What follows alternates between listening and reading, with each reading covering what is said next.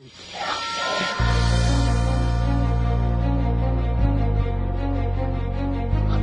out, man.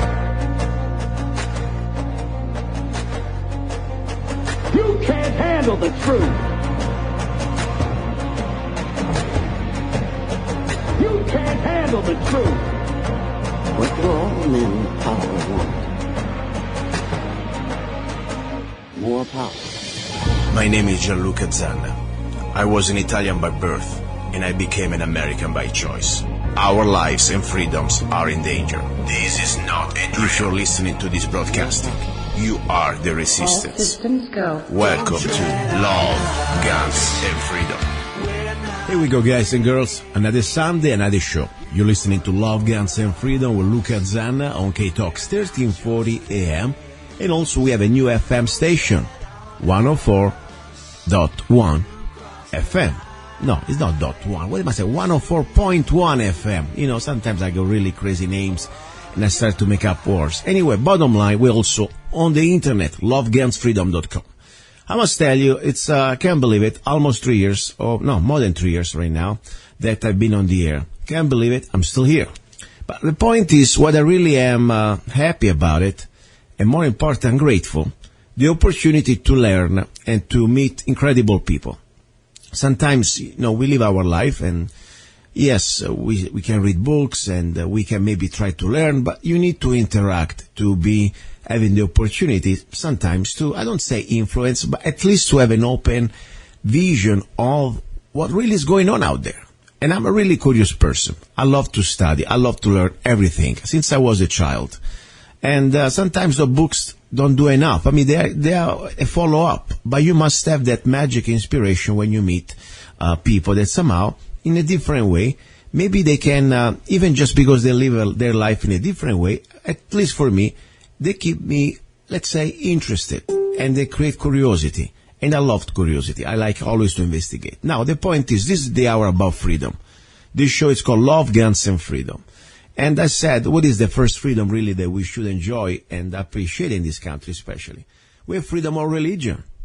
And you don't even need to be a religious person. You can do pretty much whatever you want. Only thing I ask, and only thing should be, in my opinion, that whatever belief you have, you do not infringe on other people's rights. That's the bottom line. That's the only thing I only ask. And I think every other American should ask, in my opinion. You know, this is the beautiful thing. You know, you can do your stuff. You should have the right to be left alone, to do whatever you want. The only thing is you cross the line when you start to, let's say, force your belief on others, especially with violence, or infringe on other people's rights.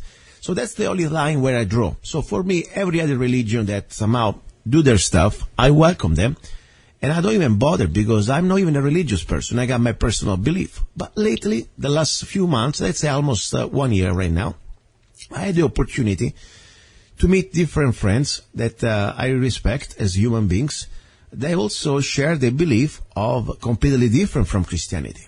They call themselves heathens or pagans or other things now you will find out.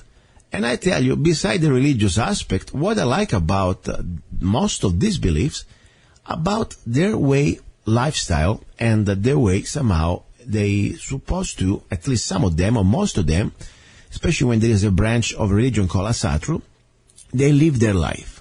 They're called. I like that. But let me just shut up and let me bring the guest, because that's at the end of the day the most important person that can share really what's going on with this religious belief. Vincent from, I think, Tucson, Arizona, or somewhere down there. Vincent, are you there?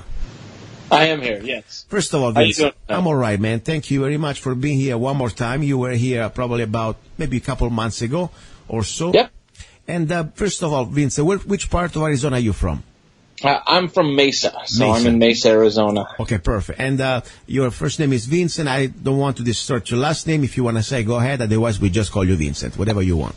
That's fine. My last name's Enlund. It's an old Swedish last name. Very good. So that's what I was saying, Vincent. What I really got fascinated the last, let's say, almost 1 year since I've been studying, at least partially, because I'm not really that expert, but I'm trying to study the Asatru and the heathen religion, is the aspect of one thing I like, freedom, independence, and the spirit of never bowing down to anybody. I mean, let's say that pride that I saw lost in many other civilizations, They're always trying to, at the end of the day, bow down to somebody. Could be their, prophet, or could be their pope, or whatever. I like the idea that you guys, at least for what I understand, you bow down to no man. Am I right or wrong? No, you're pretty much right. We don't really have any type of centralized leadership. There's no Asa Pope or heathen. We have clergy that help with things, but there's no real centralized leadership for all of Asatru. Most people are very tribal. They have like local people that they may choose to follow or that they're close to, but there's no centralized leadership. Okay. And, as I said, for me, for what I'm learning now, at least I try to figure it out, it is not even about the religious aspect that I'm concerned, because as I said, I'm not, I got my faith, I keep it for myself, and I don't look like to find a new belief. But what I like about you, at least your type of, let's say, philosophy, if you want to look at that aspect, beyond the religious aspect, it is a little bit the lifestyle, the code of let's say, every religion has some sort of code of rules or some sort of a code of behavior. And, Yep.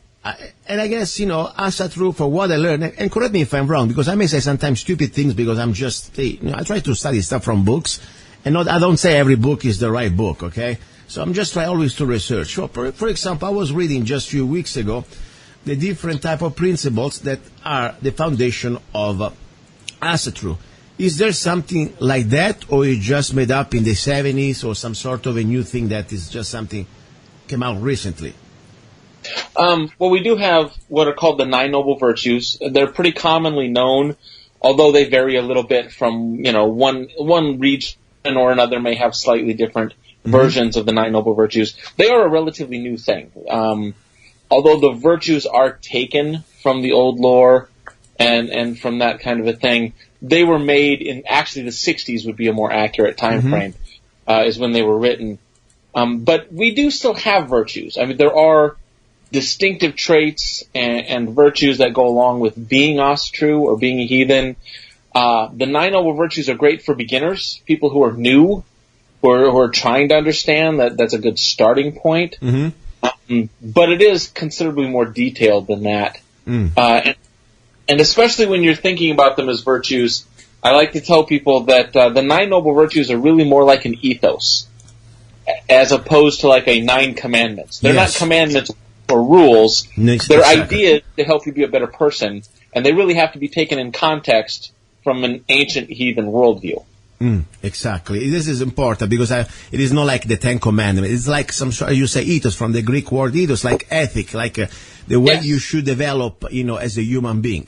That's very important as a difference. It's not like, oh, you have to do this, like, the 10 Commandments. No, this is something that they try to guide you to improve yourself as a human being. Let's go through a little bit, because I tell you, as much as the people say, yes, there's something that be rediscovered in the 60s, but there's also some, they come from some books that I know they're pretty fundamentals in your belief. Am I right or wrong? Yes, yeah. There are quite a few books that are pretty fundamental in understanding what, our ancient forefathers had for a worldview and how we're going to, address our worldview and our ethos or our ethics. We could say that, how are we adjusting our ethics today compared to what our ancestors would have been proud of? Yes. Let's talk about those. Let's talk about those, because I think, beyond the people out there say, you know what, I don't care about this religion. I got my own religion. This is not about religion anymore. This is about, for me, a way to start. First of all, I like to learn new things, regardless. I always bring new topics on the show, and that's the beautiful thing. We can talk about on the show things that normally many other commercial stations, they don't even want to talk about it. So that's number one, freedom of speech. And more important, I like to learn things that could be also beneficial, in my opinion, as an improvement as a human beings. Because now, let's go through the 9 noble virtues. I have it in front of me. If you want, you can tell me, or I can tell you just the headline that you somehow you can interact and edit a little bit. Number 1, courage. I mean, can you articulate a little bit about it? What exactly means about courage? What should we do here? Courage is one of those. So of the nine noble virtues, I think courage is kind of a standard one in the idea that it's pretty common. I think any religion can benefit from the idea that as an ethic, being courageous in your life, and not just in big things. I think a lot of people find it very easy to be courageous in really big things when the pressure is on and everybody's looking at you to be courageous, although some people obviously aren't. I think it's easier to be courageous there. But to be courageous in your daily life, in the decisions that you make, to make the decisions that are the right decisions, not just the easy decisions, becomes that idea of this day-to-day courage. And like all the nine noble virtues, I think you have to look at them from a heathen point of view, which is that point of view of inner guard or tribe. The most important people to you are the people closest to you. So when you're looking at things like courage, I'm not necessarily looking at courage as it compares to everybody else. I'm looking at being courageous as it applies to my family, as it applies to my closest friends, as it applies to the neighborhood that I live in and the people that I work with every day. How am I courageous in that aspect? Interesting. Well, this is true. And top, another thing you have, and this is what I understand, is also part of the Norse culture in the past times. They were like families. First of all, families it's the cell of every civilization, in my opinion. But it was very strong, especially in the Norse culture. Then, of course, there were the clans. The different. Like say you're from this clan and the other clan, but it's always created by different families. And there is on top of the, correct me if I'm wrong when I say this thing, because I've been studying on several books. On top of the clan, there is always a leader. Then, of course, there used to be at the time, the ancient times, there used to be the king. They pretty much, somehow. And that came later. Ideally, when we look back at like Germanic tribalism, which is where, to be honest, is where most of this comes from. This comes from ancient Germanic tribalism. As far as Asatru goes, there are some other branches when you start to get into heathenry as a whole, but a lot of them have similarities, so I think we can adjust the similarities.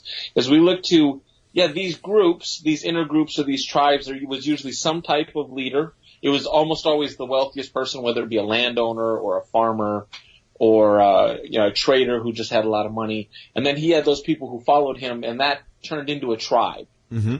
Later on, we had chieftains and jarls, which is an old Norwegian Nordic word that eventually got turned into earls. We hear the English word earl, and that comes from the Nordic word jarl. Now, eventually, we do have kings, and this is after the Christianization of Scandinavia, and where you have Christians and heathens kind of mixing in together, and then you start to see heathen kings, although they quickly became Christian kings because it was financially profitable to be a Christian king. Yeah, also the Pope, of course, and the Catholic Church in general, there was a bigger extra influence in all this process. Oh yeah, and I'm sure there were some benefits came with that. That's money and trade, sure.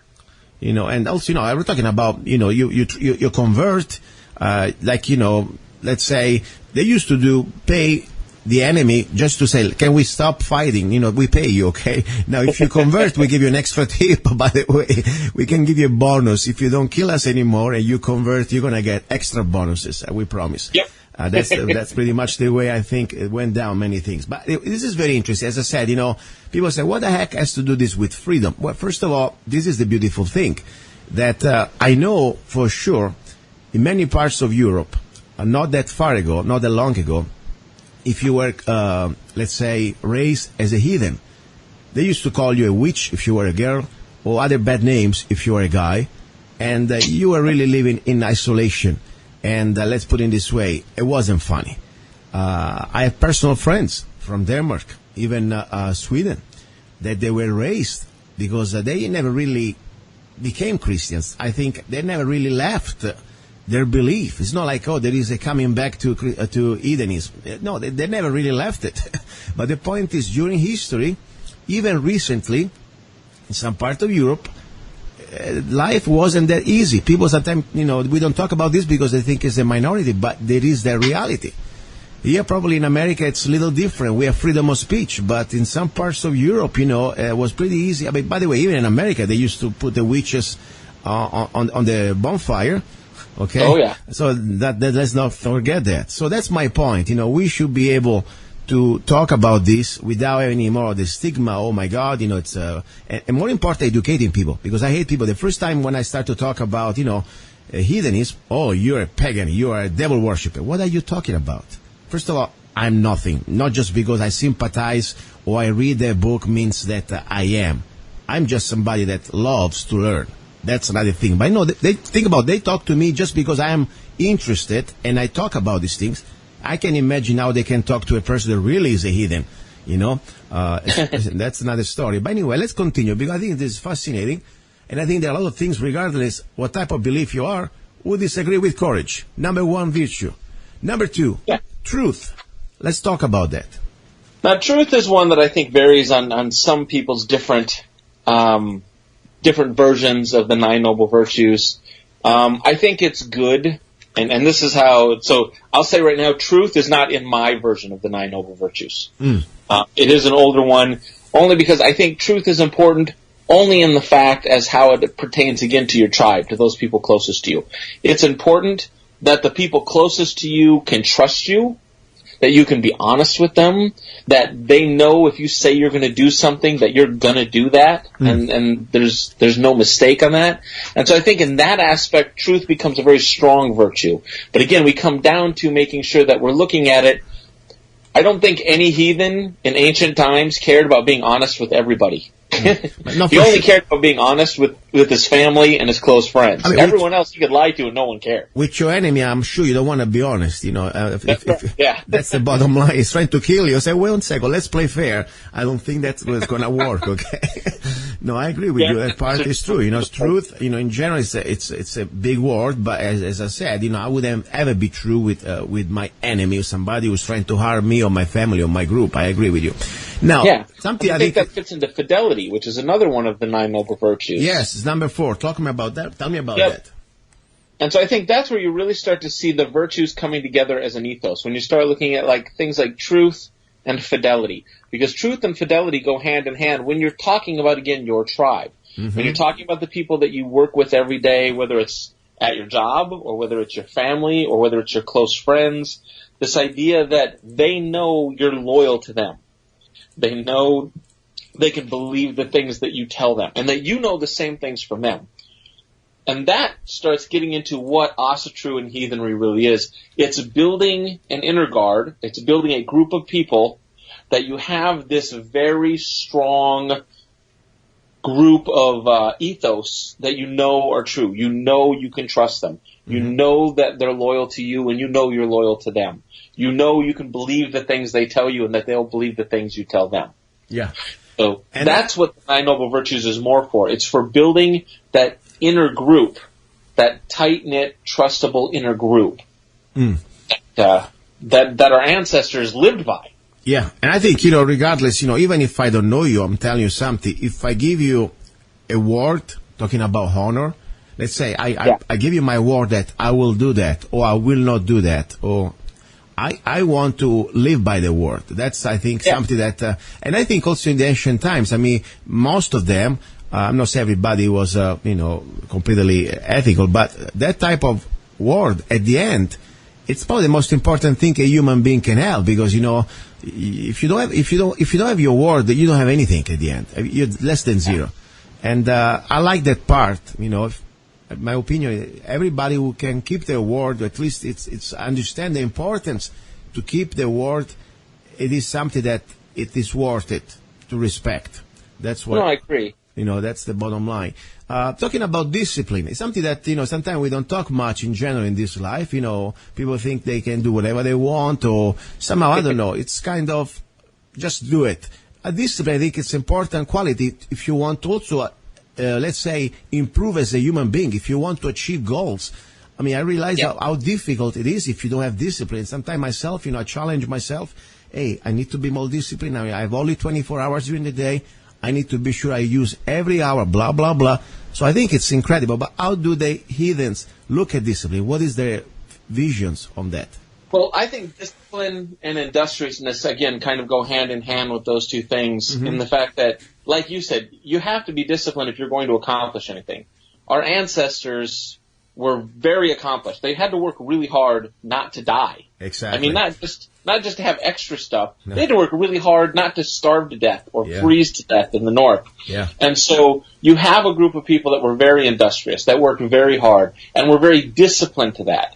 You also have a group of people who are industrious and disciplined in the fact that, unlike many other cultures in that time period, they were very mobile. It was very possible for you to be born a very poor person, and by the time you were adult, be very rich, have made a very good name for yourself. And that was because there was a lot of opportunity where a disciplined and industrious person could make these big leaps socially. You weren't stuck into the class that you were born into. And I think that's one of the things that a lot of Americans find interesting about Asatru and heathenry, is that America really does share that kind of ideal that wherever you are in life here, there's opportunities for you to move up to other things. Yes. If you're willing to work hard, you can accomplish great things.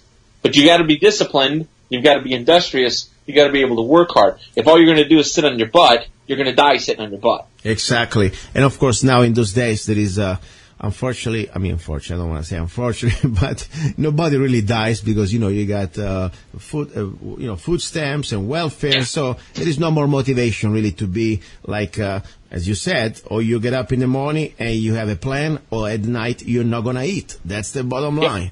And I like that. Honestly, this is one of the things I like about this philosophy. It's self-reliance, as you said, discipline. And let's talk about the self-reliance aspect, because we're just bringing it up right now. It's part of all this, part of the ethics. Go ahead.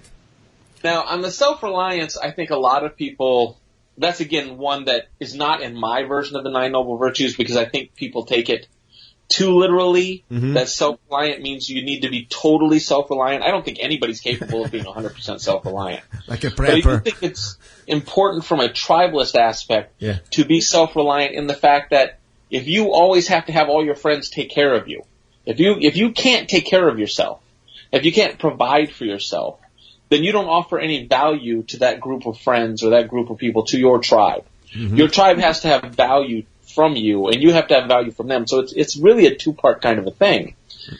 And to do that, you have to be self-reliant enough to be able to contribute something to the group.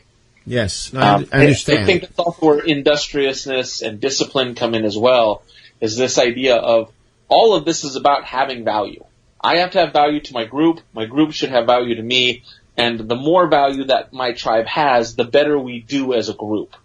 So bottom line, this is very close to the idea of clan, tribal, then you want to call it group, but that's the idea. It's like almost it used to be, people used to live in this, you don't live in the middle of the mountains by yourself. Normally you have your village, and your village was a group of families that united, and as you said, there was a clan, or there was some sort of a cohesion between them.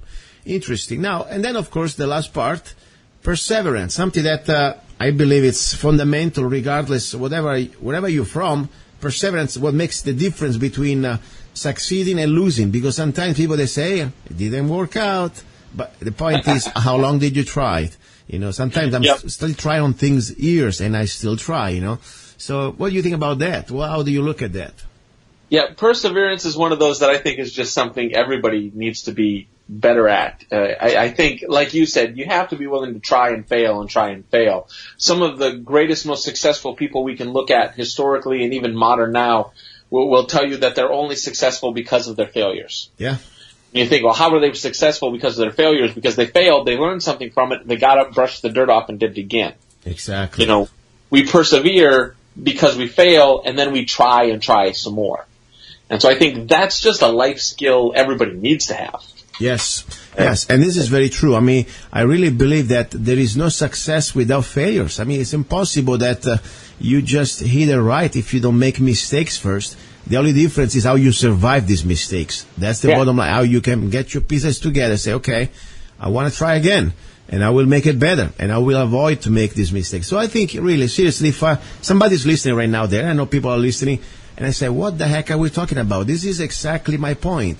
It is not just about religion. This is about somehow finding out how, as human beings, we can somehow, first of all, identify the things, the qualities that can make us better human beings, and not just interacting with each other, but also for ourselves. Because that's, I think, is very important. When we are better for ourselves, indirectly, we can, of course, improve the world. Because, if you're successful, if you're a better human being, if you're a nicer human being, if you have, let's say, these qualities of, honor, truth, and, also discipline, more important, be respectful too. I mean, another thing we didn't talk was hospitality, in the ancient times was very important. Go ahead, tell me about hospitality. How do you look at that? Hospitality is one of the things that I believe is like a major Asatru heathen virtue. Whether you choose to believe in the 9 noble virtues or you don't or whatever, I think hospitality is so important, especially from a heathen view of what hospitality was. Of course, again, if we look at it from the aspect that tribe comes first, your family and those people closest to you, those should be the people that you're the most hospitable to. Mm-hmm. But also, we interact with people outside of our tribe. It's the 21st century. We interact with people all over our city, all over our state. Some of us, like myself and like you, interact with people all over the world. How we present ourselves and how we behave around those people and how we treat them when we invite them to talk to us or to interact with us in any type of relationship reflects on our hospitality, and that reflects back on our tribe and on who we are as people. And I think that was so important to our ancestors that they be recognized. They wanted to be glorious people. They wanted to die with glory and honor so that their name would be remembered. They did that by behaving hospitably when it was appropriate. Now, I don't mean hospitable. A lot of people like to take hospitality as in generosity. Hospitality is not generous. I'm not just giving my stuff away to anybody who asks for it. Mm-hmm. I invite you to my home, or I'm invited to your home. I want to be a good guest. I want to be a good host. I want to present well. I want to speak well. I want people to be impressed by me so they remember me in a positive way. Yeah, and the ancient times also, there were not really like hotels and, grand hotels. I mean, there was also, especially if you go in the north, when there was ice and, completely very harsh conditions, that means like you die or you live and, tomorrow could happen to you. So also was a code of survival to respecting each other because, hey, beside everything, if I'm here and I don't have a place to go for the night, you don't want to let me die with the moose outside, That's right. That's the one. And like in the desert, for example, believe it or not, in Arizona, I think maybe you know about it. I was just reading and studying some odd laws. If somebody comes to your door and asks you for a glass of water, you must give it to him. You know that. This is. I mean, I would go anyway. But the funny thing it is still a law in the book, I guess. So that's pretty much part of the cultural background where we are from. Now this is very good because as I said, for me it is still like a journey, and I'm very fascinated. And regardless, as I said, I don't even go into the religious aspect. I go into the social, cultural, and even just the way to live the life. The lifestyle. Yep. I like the lifestyle. People think, well, maybe you watch too many movies. No, I don't watch any movies at all. I just study and I meet people and of course, I read the history a little bit. Now, what is your life? You live in Arizona. After all, we are not in the middle of Scandinavia, and it's 2017, so there are not really any places to, no horses to ride beside the cowboys if you want to do that. You live like a regular guy, I'm sure. I know you got some outfit like myself, kind of interesting, maybe a couple of wooden dishes that we play with that. But bottom line, we live in 2017. What is your lifestyle? How can you somehow incorporate your lifestyle of Asatru in this century, in your life? I mean, is there any connection? I mean, you live also this sort of a lifestyle, or is it just something you do when you get together with your friends and your group, and then you...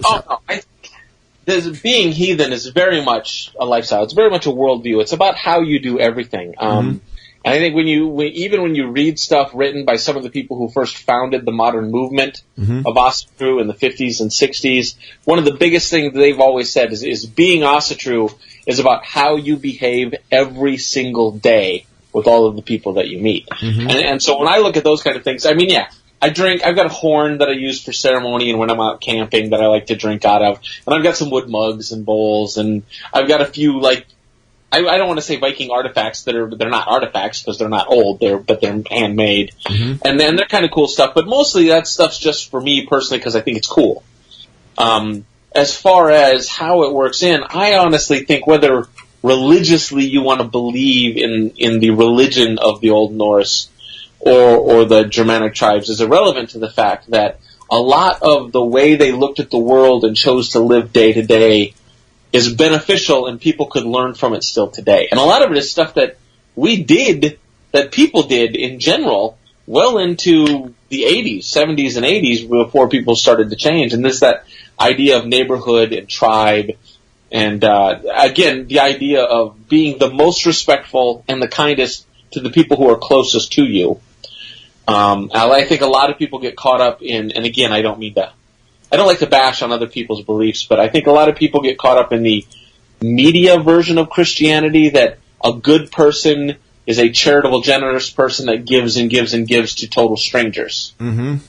And I'm not saying that that's actually a Christian virtue, but the TV kind of pushes that and makes people think that. Yes. That if they're going to be good people, that's the only way they can be good people is by giving away their stuff. Well, and also, that's one problem I have with my opinion with Christianity. Like every religion that is organized is not Christianity. By the way, I'm a Christian guy, believe it or not. People say, what? Yes. But, I'm a different type. First of all, I know probably I may be a bad Christian, but I'm the last person that I have the audacity to go out there and tell them, hey, you gotta follow this. Wait a second, you don't gotta follow anything. You follow what you are and be happy. Whatever you are, that's your business, not mine. And people say, oh, you don't read the scripture. I don't care. How can I go out there when I know that I have my own imperfections and try from my, this pompous state of mind to tell people that they need to follow somehow what I believe? That's insanity, in my opinion. But, as I said, probably I'm not a typical Christian out there. But more important, what I have a problem with organized religions in general. When you go to Christianity now, there are different sections. Of course, you go Catholic. Yeah. Believe it or not, I was born Catholic. Think about it. And since I was a child, that's something. That's why I believe in my other life I must be probably a little bit of a heathen myself. Even when I was in front of the Pope, one time I had the chance, because that's kind of a huge deal in Italy, okay, to be in front of His Highness in person. In the room. Can you believe that?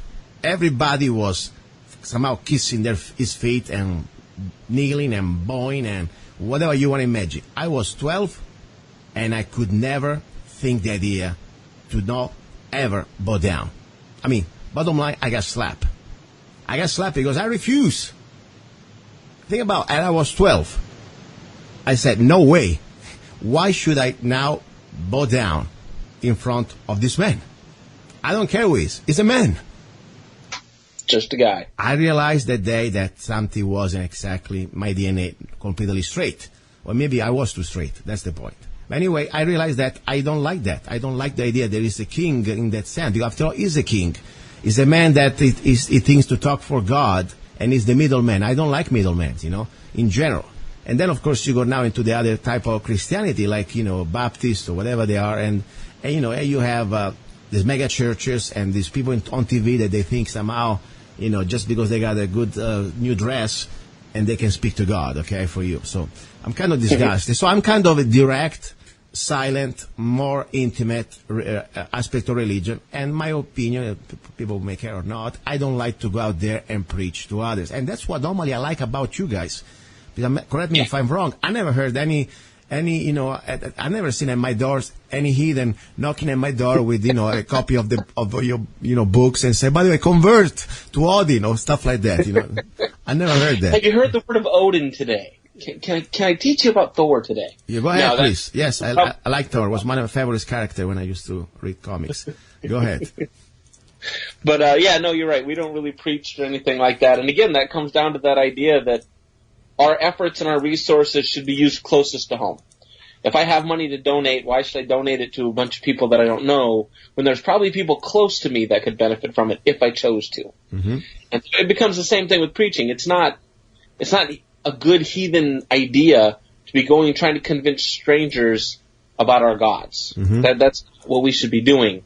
We should be focused on helping those people closest to us and working with those people closest to us. And if those people want to know about my belief and my religion, well, then I'll share with those people and we can talk and we can learn because they know me the closest anyways.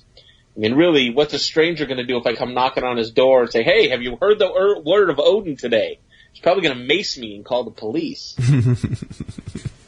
Yes, I mean, it's true. And this is sad, I tell you, another thing talking about what I'm discovering about all this, and I think also what happened to humanity the last 200-300 years. Because look at now Europe, okay?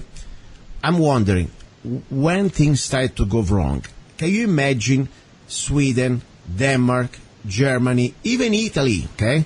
Let's say not even that long ago, but for sure, 500-600 years ago, somebody tried to pull the stuff they're doing now. I mean, look what happens. You have now a population that is being mentally, physically, and psychologically castrated. Where are the men? And not just the men, even the women. I mean, this has become like almost a new type of human being, a new species. I don't think our forefathers and our ancestors would have put up with this garbage for more than 1 minute. No. Look at Sweden now. The capital, it's the rape capital of Europe. And the brainwashed government tells you that now, you must understand, and they give you a little bit of a wristband in Arabic, say, please do not rape me.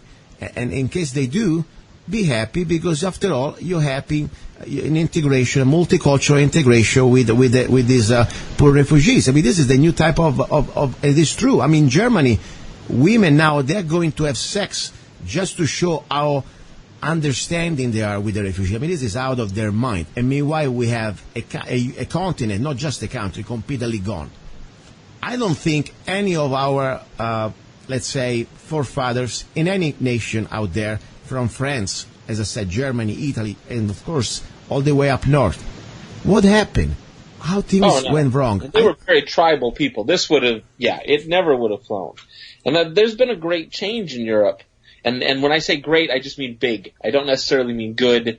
I don't live in Europe. I'm not gonna say whether it is good or bad. I feel like it's bad. I look at what I see. I look at what I see on the news and what I see people reporting and what I can read going on. And for me, it seems bad. Again, I'm not living there. If it was going on here, I'd be pretty upset about it. So I'm assuming that's a bad thing. Well, let me tell you, I got family there in Italy still. And more important, I have a lot of friends between Sweden and Denmark. And it is worse than we've been told.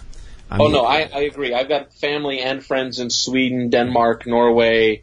And I'm being told the same thing, that it's worse than what we know about. Yeah, it's gone. It's sad because it's a genocide, and it is not just, let's say crime and, of course, completely bankrupt of your tax dollar or whatever you have. No, it's a complete invasion, let's say, with the consent of people that are supposed to be the steward of your country, elected politicians. They are just part of the plan, and they open the gates. And now the gates cannot be closed because the enemy, unfortunately, and I say this words very carefully, I'm not trying to be dramatic, and don't get me wrong, there are some people that may be really refugees, but there is a point. There are 7 billion people out there. How many of the 7 billions you're allowed to be? Must be a limit to everything, and more important, must be an integration. It must be the rule that nobody has the right to come into a country, I don't care which country, and take over, okay, because you're still a guest. Now they took over. Look in England. I mean, the majority now in London, it's all Arabic. And, the consequences, all you need is 1% of them that they really believe their book. And they know exactly Asatru. They don't believe in all this, discipline. No, they go out there and the plan is to convert. And if you don't convert, guess what? You have 3 options. We chop your head, or you pay tax, or pretty much, you convert. That's the 3 options you have. Yeah. So that's terrible. What do you think about England right now that the latest attack at the bridge, you have cops running because they were disarmed, and poor British citizens, they were fighting with chairs in the pub. Yeah. Pretty sad. Chairs out windows. I have to say, and this is going to sound absolutely horrible, and so I will preface this with, I will remind you that I'm a heathen. Because of what I'm about to say is going to sound absolutely horrible. They brought it on themselves. Yeah, it's true. I honestly think it needs to happen more because until, as a country, because the government's shown they're not going to do anything. So until, as a country, as a country of people, they make a stand and do something about it, or completely surrender to terrorist actions. That's their choice now. Yeah. And that's the choice because that's what they've allowed their government to do, and that's what they as citizens allowed to do. And it's sad, and it's terrible, but that's the choice that they brought, and now they need to make it. So are they going to make a stand and stop this from happening, or are they just going to surrender to terrorist demands? As I said, the terrorist, for me, is just the final aspect. Sometimes can be also control. I believe that is also behind always, let's say, they know what's going on. Governments can hear you now even when you're in the bathroom, okay? So they can probably manipulate all this for their agenda. But the sad thing, the real big fear, it is what is already there, with or without the terrorist act. When you have a majority of people that they reproduce themselves like rabbits, okay? That's pretty much the standard. The average European is mom and pap and one son or one daughter, one kid. They go now for 5, 6, or 7. So they already created a number. And they are all brainwashed to believe, because that's the truth. They tell us also, our politicians, the last 30 years, that we are a democracy, the most terrible word, in my opinion, you can imagine for a free human being, that translates in 51% of the population can dictate and enslave the 49% at the polls. So what you have here now, look in London, you have majority of Muslims, you have the mayor is a Muslim, and right now they're already influencing your lifestyle. For example, practical example, there are no more billboards with beautiful women in London. They are not allowed because the new code, let's say, of the city, that's very disrespectful for the religion. And I'm pretty much counting very soon that probably alcohol will be prohibited in many areas, maybe where there is a mosque around. So here we go. And Sharia law will follow eventually. So that's what I'm really concerned about this situation. It's not just the few crazy bastards that eventually, if people were armed, they could take care of that. It's the bigger aspect, What do you think about America? Are we following pretty soon next to that, or maybe we have a chance? Oh, I think we've got a chance. America's pretty big, and we can say whatever we want about our federal government, which I do not have a lot of care for at the moment. But whatever our federal government may or may not do in one way or another, the vast majority of this country would not abide by that type of activity here. You can have a terrorist action. Terrorist actions have happened here before. Obviously, you can't stop terrorists from doing something that they're willing to die or dedicated to accomplish. But on that same note, if you had vans driving in the street, shooting people, cutting people's heads off in public, and law enforcement wasn't doing anything, you were looking at the most heavily armed civilian public on the face of the planet. It's not going to go that long before people aren't going to be throwing chairs out of windows. They're going to be taking guns and putting people down. Mm-hmm. It's something that's happened here before. It could easily happen again. It's one of the main reasons, one of the main defenses that has kept America for centuries from being attacked on our own shores by outside countries is the fact that other countries know that we are a phenomenally heavily armed civilian public. Yes, I agree. And I also always hope that people, beside buying, the 20, 30, 50 guns in their safe, they also train and as mindset, because it's all together. First of all, you must have a gun, but then of course you must have, more important, your heart, your brain is the weapon, the mindset. Are you already clear the mind when it's time, if you have to use it? But sometimes people, and don't get me wrong, I'm not trying to say people, oh my God, but living as a civilian, as a regular people, sometimes people think, okay, I got the gun and it's there in the safe, but did you ever face, even visualize it? The God forbid moment or God's forbid moment for you guys, you have to use it. It's not just, shooting at the target at the range while you're smoking a cigar, okay? It's really another stage. So people must also engage in training and, more important, mindset, the warrior mindset. Training, firearm training, firearm safety, those are important things. And I think the vast majority of gun owners do that. Yeah. The media likes to point out the handful of gun owners that are stupid or make mistakes. The fact is, most of them end up killing themselves doing something stupid, and we don't really have to worry about them. The vast majority of gun owners in this country are safe. They're law-abiding. They learn how to use their weapons. They learn gun safety. They learn how to be responsible. They're good gun owners. Oh, yeah. And I don't think Americans would fall to that type of violence as a first type action. I think in most cities, if something like what's going on in London right now happened, let's say here in Phoenix, the first reaction would not be for people to pull out their guns and open fire. But the minute cops were running from terrorists in the street in public, you're going to see people take out the guns and open fire.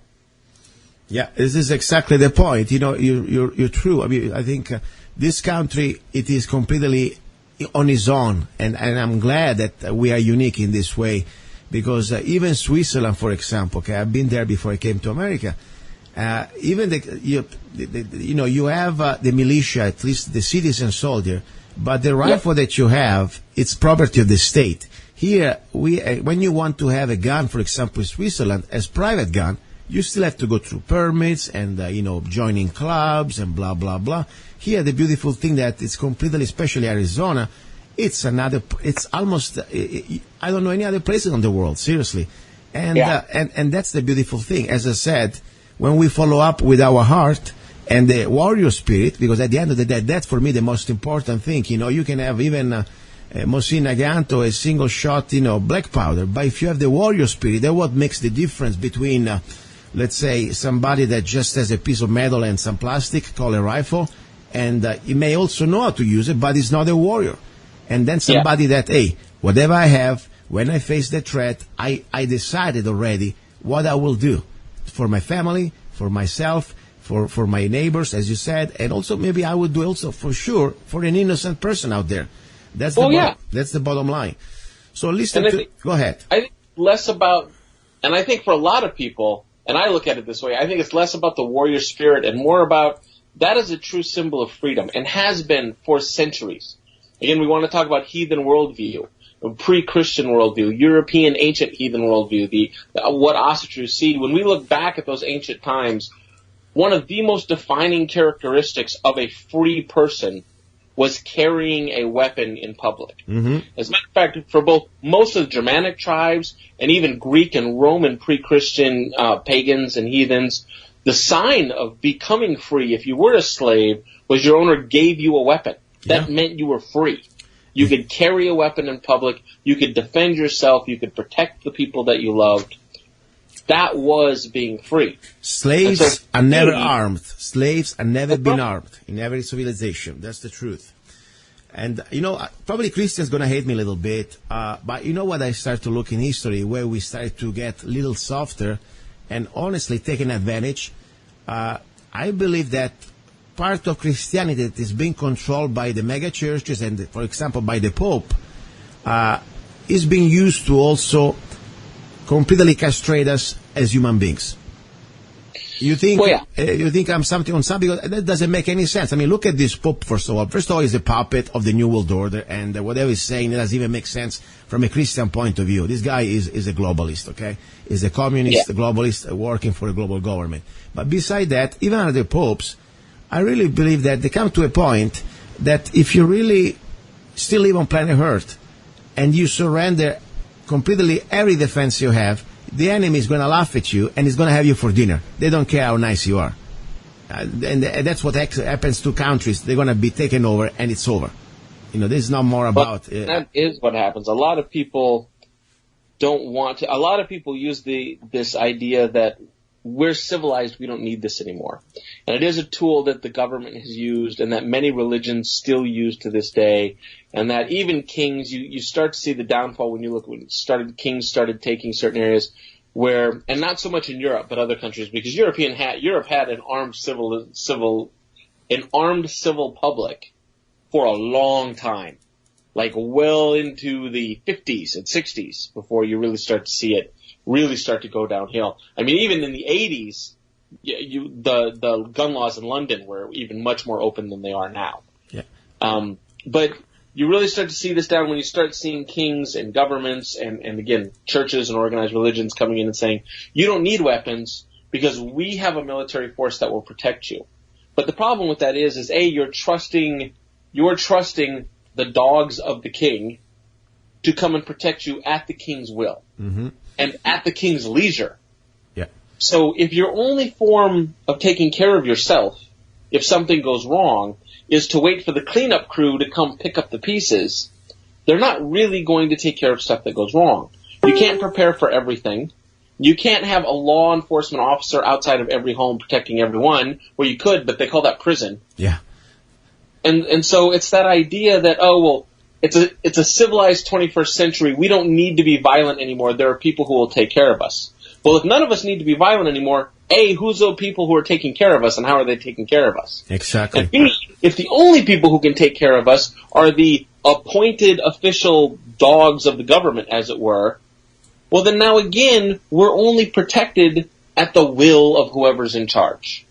Yes. Assuming they care about us. Exactly. And, as I said, also, for me, beside the aspect of defending myself, it's even deeper, it's philosophical.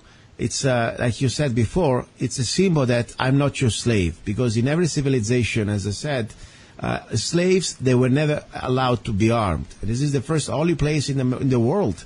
Because in Europe, even when laws they were better, was still a privilege. Never was a right. There was no country, there is no country in the world that I visited, that I've been around a little bit before I came here, that you have this as a natural right, enunciated in your Bill of Rights. Doesn't exist. The Second Amendment doesn't exist anywhere in the world, even in Switzerland. Listen, let's talk about things that are going to happen pretty soon. I'm very excited. Finally, I'm going to meet you and have some little bit special meat wine with you. Southwest Friedmuth. Go ahead. Completely push Southwest it. Go ahead. I love this. So this is a gathering of heathens, primarily from the Southwest, which is why we call it Southwest Friedmuth, because, again, I believe in regional tribalism. And so what we do is we have people come together. It's 3 days long. We do heathen stuff with heathen people, so we can all get to know each other, find out who all's in the Southwest, what are the kind of things that Southwest people are doing, what's important to heathens in the Southwest, because heathenry and Asatru are very regional. The only thing that I ask of people, and the reason we started doing this even was because there are other organizations that do stuff like this, but there's always a lot of political stuff involved. Mm-hmm. There's organizational stuff, or there's some type of oversight rules. Like you have to be part of the group if you want to attend, or you have to petition the group, or it's a really good event, but maybe it's expensive. East Coast thing is one of those things. East Coast thing is awesome, but it's expensive and it's hard to go to. And it's regional. It's East Coast thing. It's for East Coast people. Mm-hmm. And it's run by people on the East Coast. So we started Southwest Friedmuth as a free event. People can come and attend. Wow. If you want to support it, we have an auction. You bid stuff at auction. If you want to sell stuff at the event, you can. You just donate something to auction. That's how we fund the whole thing. And we've managed to fund it for several years now. This will be our 6th or 7th event. I'll actually have to look on the calendar and see. 6th or 7th year that we've done this. We limit how many people can attend only because we don't own our own property, and so we have to. Give the location, please. Location, exact date, and website on how people can contact you. Oh, yes. So you can contact me either on Facebook, Vincent Enlund, or American Heathen on Facebook. The website is Southwest Frith, Frith, Moot, MOOT.org. The event is from the 30th of June to the 2nd of July. And the actual campsite is on the website, but it's just north of Pine Top, I think. Mm-hmm. It's right around Pine Top. This is a Hualapai Mountain, you said, right? Yes. Yes, Hualapai in Kingman, Arizona. This is my neighbor. Kingman. And as I said, unless there is the end of the world or something similar, I'll be there. Okay, I need to see. And I would like to. By the way, I need to show off my new tattoo. I didn't tell you. And I know probably a lot of people, the purists, say, "How dare you?" I don't care. You know what? This is about not for me religion. It's about, as I said, something that change or at least influence your life in a positive way. And I have different stages of my life. I met, when I got my first tattoo when I became an American, naturalized American. I got my American flag. Then I got my Gadsden, little snake there. And then I had something that in the last almost 1 year, let's say 7-8 months, studying, and also I had dreams. I don't tell you this stuff. I don't even say to people this stuff. It's my stuff. But, I had strange dreams the last years. And it was place that was now, and was place that I was me, but I was different languages I couldn't understand. And I always felt this connection with the spirit that we were talking before, a free spirit, and also with the connection with nature, with the earth. So for me, something becomes beyond every religious aspect. It's something from my inner spirit. That's why I respect a lot every religion, but especially, not every religion. As I said, I can't stand the religion of peace. But beside that, I respect every religion. But more important, your religion, I have some sort of, let's say, social affinity that I feel very close to it, even I'm not a religious person. So anyway, bottom line, I did like the Valknut tattoo on my chest. Now, oh, nice. What many people say, oh, you're not one of us. How dare you? I don't care. I don't need to be one of you. Maybe I'm not religiously one of you. I may be, let's say, a secular guy, but guess what? I like the philosophy. Now, what do you think about that? You as a heathen, looking at a guy like me, say, how would you feel? Somebody like... It wouldn't bother me at all. It doesn't bother me at all. The ancient symbols have a lot of meanings and a lot of purposes that aren't just religious. I know lots of people that have ancient Germanic symbols tattooed on their body that aren't heathen or Asatru, and it doesn't bother me at all. My more thing is that you understand what it's about and where it comes from, and what its meanings were. So when you put it on your body, because that's the thing for me, from a heathen worldview, they tattooed themselves. So a lot of heathens tattoo themselves now. It wasn't about tattooing yourself for religious purposes. It was about, however, understanding the meaning of what you were putting on your body, because once you put it on your body, it was this permanent thing that affected your weird or your luck or your orlog, so it affected everything around you. So it was important to understand what you were putting on your Let's body. call exactly, first of all, the Valknut, okay? And from the Old Norse, you have the slain warriors, and nut means the knot. And there is also some symbolical, there are three triangles. If you think about it, the life, the death, and the resurrection that belongs also to other beliefs.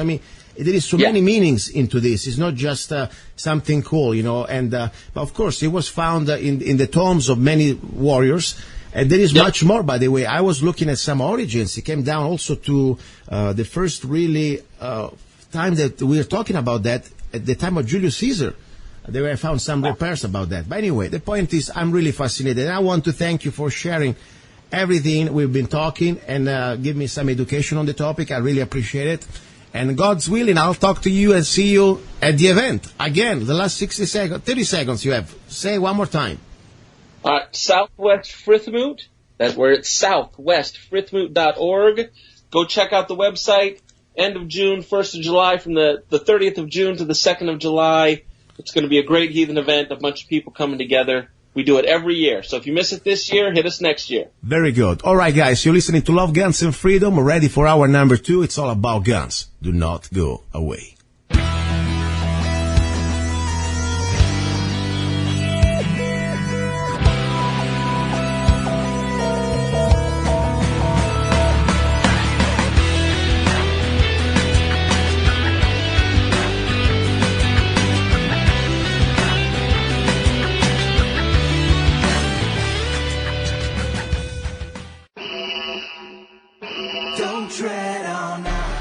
Do you want social justice? Now I give you social justice. The Zanna way. Don't trade on us. The Freedom Rifle by Zanna. The most affordable military-grade semi-automatic AR-15 rifle in M4 configuration. Chambered in 223 Wild. That can shoot both 5.56 NATO and 223 Remington. 4 minutes of angle for just $499, made in the USA. Get your Freedom Rifle now.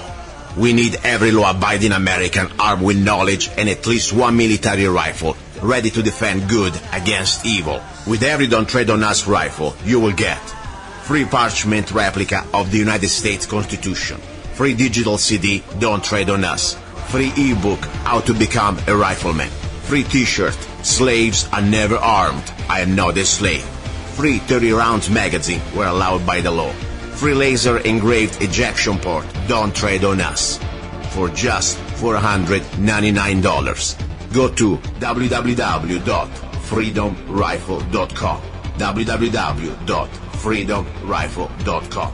Get your Freedom Rifle now.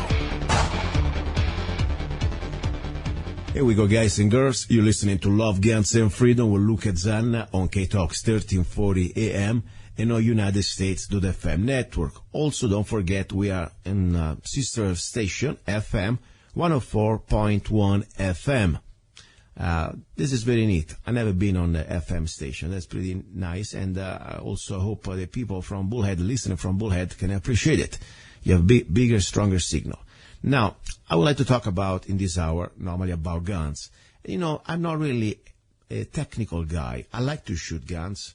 That's what I like to do. And, of course, I like to buy guns. And more important, I like to think about a gun not as the final ending, but it's like a tool. It's an instrument. And more important, it's like a symbol of freedom. But there are also, you know, there is an aspect that normally I don't talk much about guns. There are different models. There are so many different variety. And as I said, for me, at the end of the day, I don't care which gun you have. All I care that you are trained with that gun. You know how to use it. And, of course, you know, more important, the laws. You're safe and you're proficient. And more important, you are the gun. You are the weapon. The gun is just an extension of yourself. But when I want to talk about, let's say, new products, new guns, new ideas, I like to talk with people like my friend Eltenda, that, by the way, he has a great YouTube channel that really put a lot of effort and love in sharing new products, new ideas, and more important, you know, what the really the gun industry is bringing to you. So I like to have, you know, people like him talking about it, because as I said, I don't really, you know, for me, at the end of the day, I don't care which gun you have. I don't really care. All I care that you have at least one gun, at least, and of course a rifle. Fabrizio Eltenda from Illinois, are you there? Hey, how you doing? I'm okay, my friend. Thank you. And I always follow your post, and as you know, you're always busy, not only talking about guns, because I follow your YouTube channel, but also you make guns. You know, you work for a company that you make guns, and I'm very excited. I always like when people, you know, we try to, after all, I think every gun business out there, you know, I'm a little different from somebody from the competition. I don't look at this as competition. I see like we gun manufacturers, we are pretty much, let's say, like almost a homeland security for the country. We must provide guns. And I think more is better, because I believe in competition. I believe in competition when they're really free market, we can get better prices for the public, and more important, better products. So I always welcome everybody who's in the industry. You know, that's why I want also, if you want, you can talk about the company you work for. You're more than welcome. And more important, tell me about what you've been doing. I know you're always busy on your channel. You've been working on a new gun. Go ahead. I'll give you the floor. Oh, thank you very much. First of all, I'd like to say something about the thing you were mentioning before. I think there is so many companies right now that there's plenty of market for everybody. Okay, so thank God the prices went down, so you can, you know, even that, which is a good thing. Everybody should be armed. Honest, you know, law-abiding citizens should be armed anyway, because it's part of the, you know, Constitution and everything. But anyway, I work for a company based in Illinois, of course in Lake County, which is a free part of Illinois, free almost. So it's called DR Guns, like a Delta Romeo Guns. Mm-hmm. It's you know, we've been small, and it's a recent gun company. Sorry, we come from another one which we don't want to mention. And we pretty much, my boss started a new company.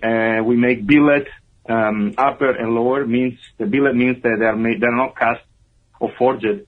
Billet means they're made from from one block of aluminum, pretty much. Okay. That's nice. So the machine cut everything. Normally in 2-3 operations, cut everything, and by the end you have a finished product that, of course, need to be tumbled, sanded, and anodized, whatever.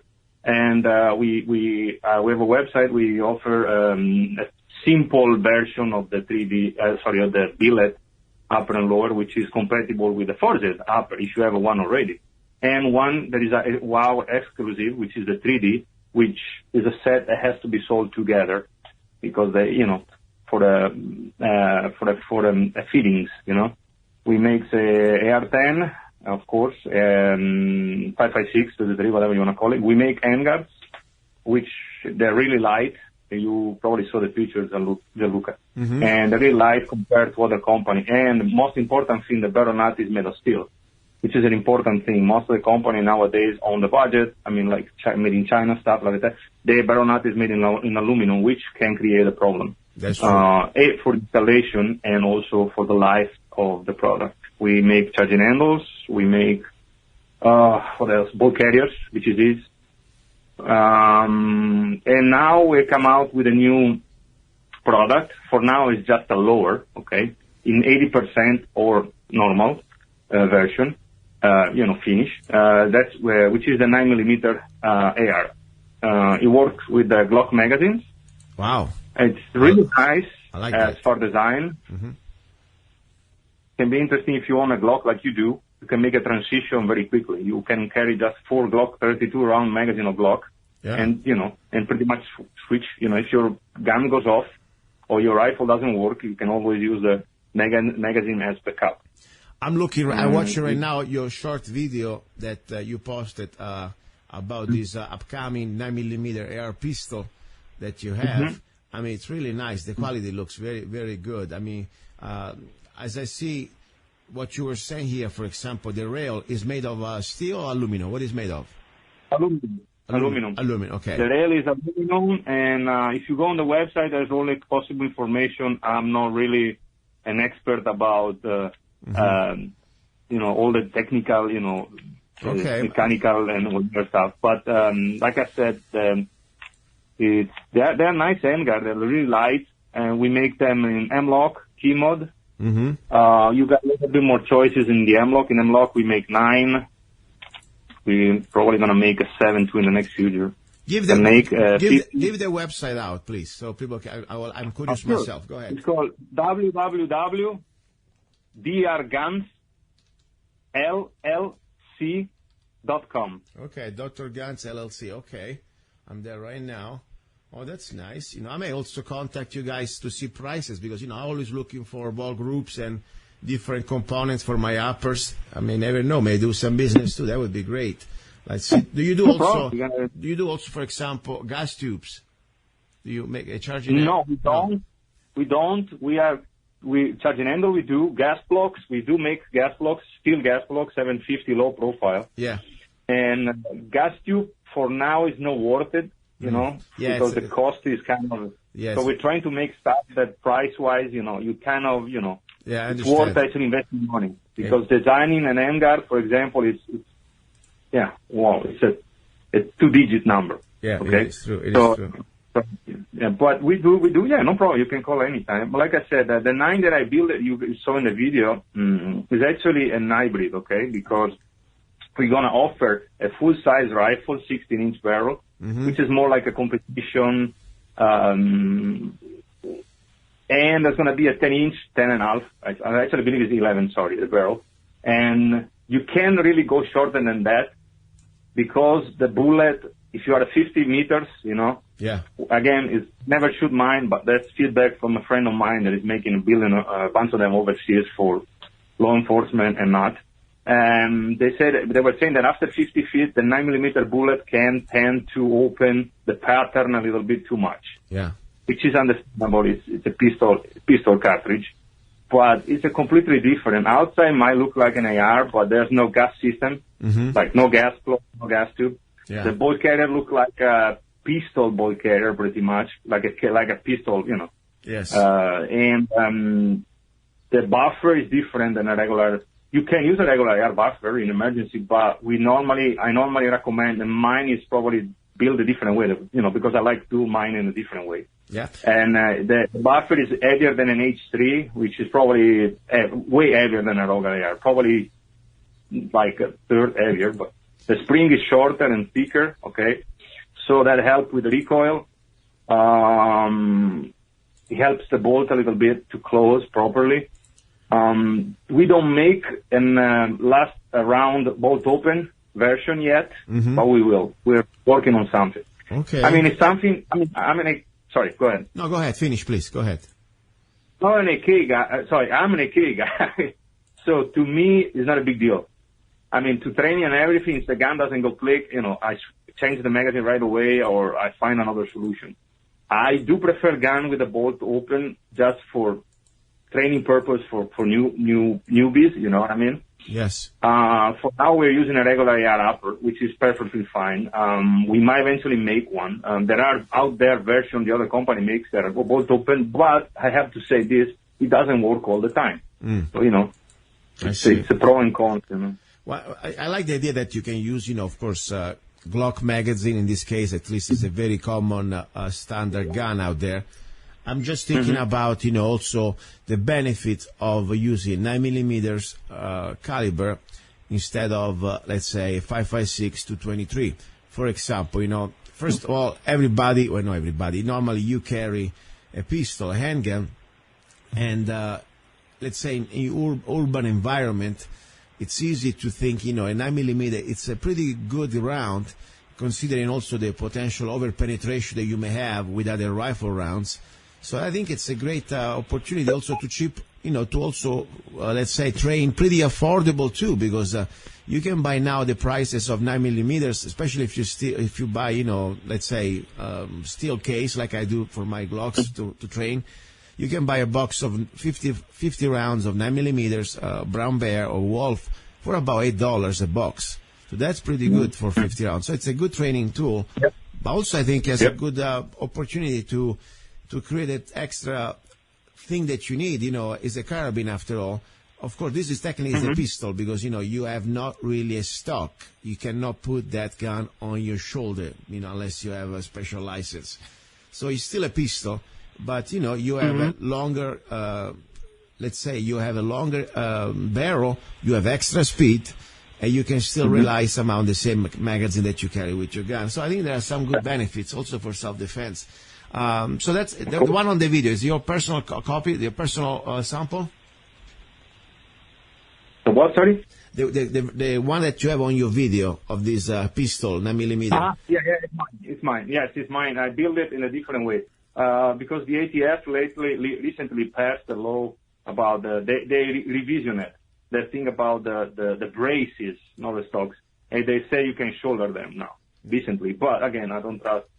Well, you know, technically, you know, I'm no lawyer, but I know for sure if you have, let's say, a pistol, let's say a carabine, you know, pistol, and the moment that you put it on your shoulder without a class 3 destructive devices, you know, like pretty much like could be a short shotgun or could be full auto. I mean, you must have a special federal ATF license, okay? The moment that you put on your shoulder without the type of class 3 license, that's huge trouble. That can become, unfortunately, you know, like a felony in at least for what my record. So you want to be sure that, you know, when you have the type of situation with the shorter barrels, shorter than 16 inches, you use it only as a pistol unless you have the special license. And, of course, that's another story. I know it's stupid. Unfortunately, it's ridiculous. But that's the way it is. And that's how good people, they can be pretty much be transformed in overnight, in a second, in felons for the rest of their life. Think about it. You're a great person. You don't break any law just because you put that pistol, carabine pistol, with a barrel less than 16 inches on your shoulder, even there is not a real stock, but something that simulates a stock, at that point, you are breaking the federal law. That's very serious. And they come after you and they throw the book normally. That's what they do. Yeah. I do believe if you now, like I said, since I work for a gun manufacturer, we were, doing some research, and one of the companies that makes these braces, called Asatru, I believe, and they wrote a letter to ATF, and they were discussing about what to do with this kind of stock, okay? And then, because initially these braces were made for people that lost an arm or something like that in a combat situation, which is a sad thing. And then recently they have a discussion with ATF, and I think it's like a month ago. There's a couple of videos if you want to look up online. Yes. And they're saying that they give you the approval. The ATF actually gives the approval to use it. Wow. Although there is restriction. For example, the one you see in a pistol. Yeah. Mine is made by Shockwave. Okay, it's like a blade. It's like a piece of plastic. It's decently comfortable to shoot, but you gotta be careful how much you extend that blade. Wow. Because you're going to measure the barrel to the rear of the blade. And then again, don't quote me on that. That's something very obscure. If you don't use this SB brace, you're using mine, okay? With mine, you got to be careful how much you extend it. In that case, you'll be, you can be in trouble. So you know what I mean? Yeah. But honestly, I have no problem shooting from the cheek. It's not an issue, Yeah. It's not really an issue. I'm not pretending to be a sniper with an air pistol, Yeah, no, I understand. I just try to avoid always, I know how it can be devastating the consequences, even just half inch out of a shotgun, half inch out of the barrel of a rifle, bang, you are in a new world of trouble with the ATF. That's why, I always try to say, be sure, guys, before you do any modification to your gun, consult, first of all, somebody who knows the laws. Doesn't need to be necessarily a lawyer. I go straight to the ATF. Sometimes just call them. And don't even trust their phone call. Got something in writing. Because, sometimes over the phone you can get somebody that doesn't know. And then what you do? Oh, they told me. Yeah, told you what? Bang, you're gone. So this is very serious matter, That's why the company that make the SB and the CAC, they put online a form that you can print, okay? Mm-hmm. And I recommend everybody to keep one inside the rifle, the stock of the rifle. So if there's any problem, you can pull it out and show it to the law enforcement. That's good. That's very good. Excellent. All paper right. against paper, But yeah, sorry. No, very good. I'm glad that this is important information. As I said, this is not just about shooting the gun. It's also sometimes I know people that, let's say, honest mistakes here don't really fly in front of the ATF, okay? People may do, hey, I was just experimenting, changing a barrel. Oh, I cut the barrel maybe half inch a little bit. Oh, I removed the stock. Oh, I put the stock at that pistol. Guess what? Learn, be sure what you're doing. This is not a game. Even the parts, even the U.S.-made parts, the compliances, you must have a certain amount of U.S.-made parts on each rifle. And if you have not enough of these parts, you can get in trouble there too. I mean, I didn't know this stuff till a few years ago, so I'm not really surprised how, many other people may not know this stuff, seriously. But any other thing from your channel, anything going on that you have going? Any new product, any new testing? But except for, I didn't do a lot of video recently because, as somebody saw on Facebook and Instagram and whatever, I have a new puppy, so so I have to take care of it. And by the way, if I can say something, it's like, please don't, everybody wants to buy a puppy. Don't think it's a cute thing. Think about it because it's a responsibility, okay? Oh, yeah. Like a human being, pretty much. And don't go buy in the shop, please. Go to the shelter. If you can help a shelter, even donating a couple of bags of food a year, I'm not saying every month. Yeah. That's a nice thing. I had mine from a shelter. It's a beautiful Rottweiler mix. I mean, I don't know how I ended up there. There were even a dog over there with a 9mm stuck in the throat, which is an horrible thing. I don't know how that happened, but they're like in this local shelter, they have like over 100 dogs, and they have to put a couple of them down every week. Oh my gosh, that's true. That's true. So it's very good to do that. You're right. You don't need to go buy the brand new puppy at the shop. Go to the shelter.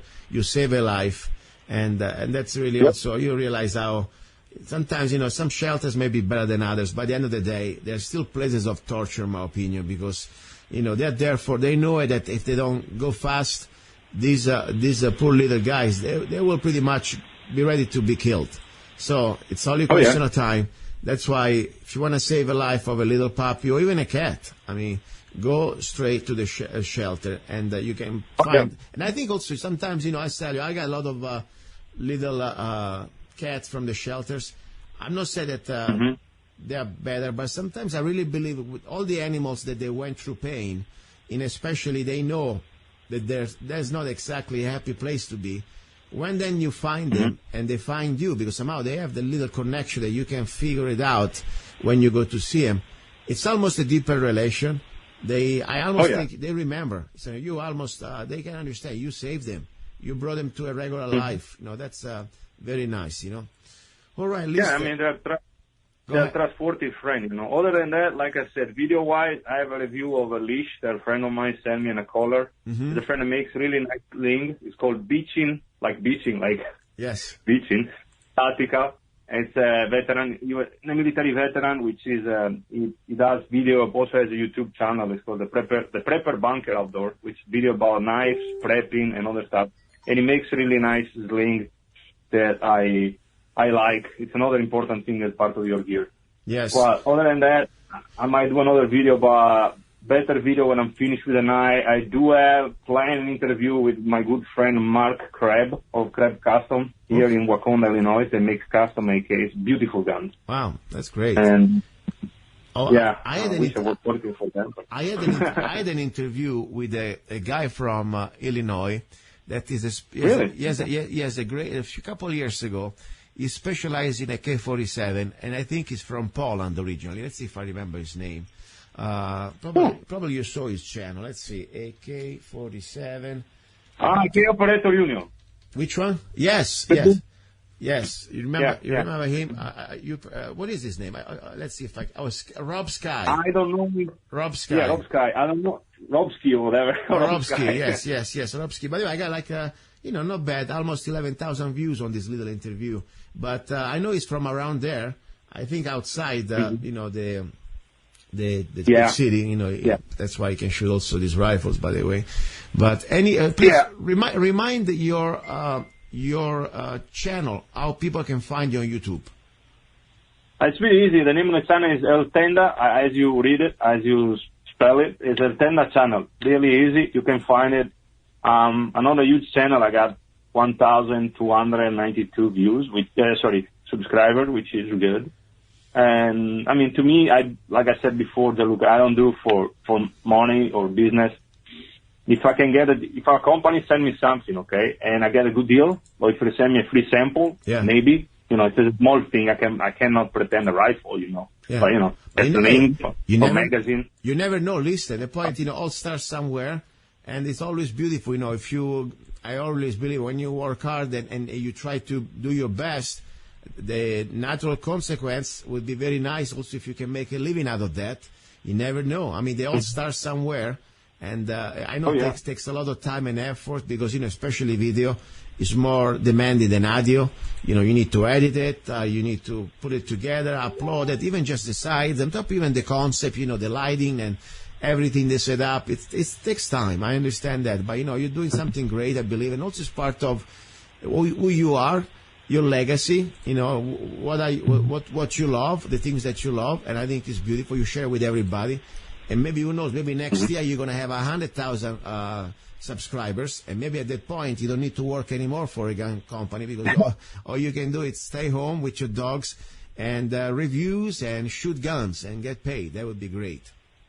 That would be awesome. Never know. A good retirement, for sure. You never know. That would be great. At least. Okay, listen, I want to say hi to you and your lady and your puppy. And thank you also. I always see your comments on Facebook.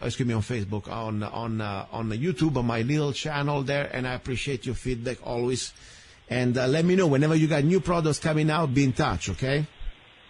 Sure. I mean, Gianluca, if you want to come over here, because I don't think it's the best state in the United States. Might be easier if I come over there one of these days.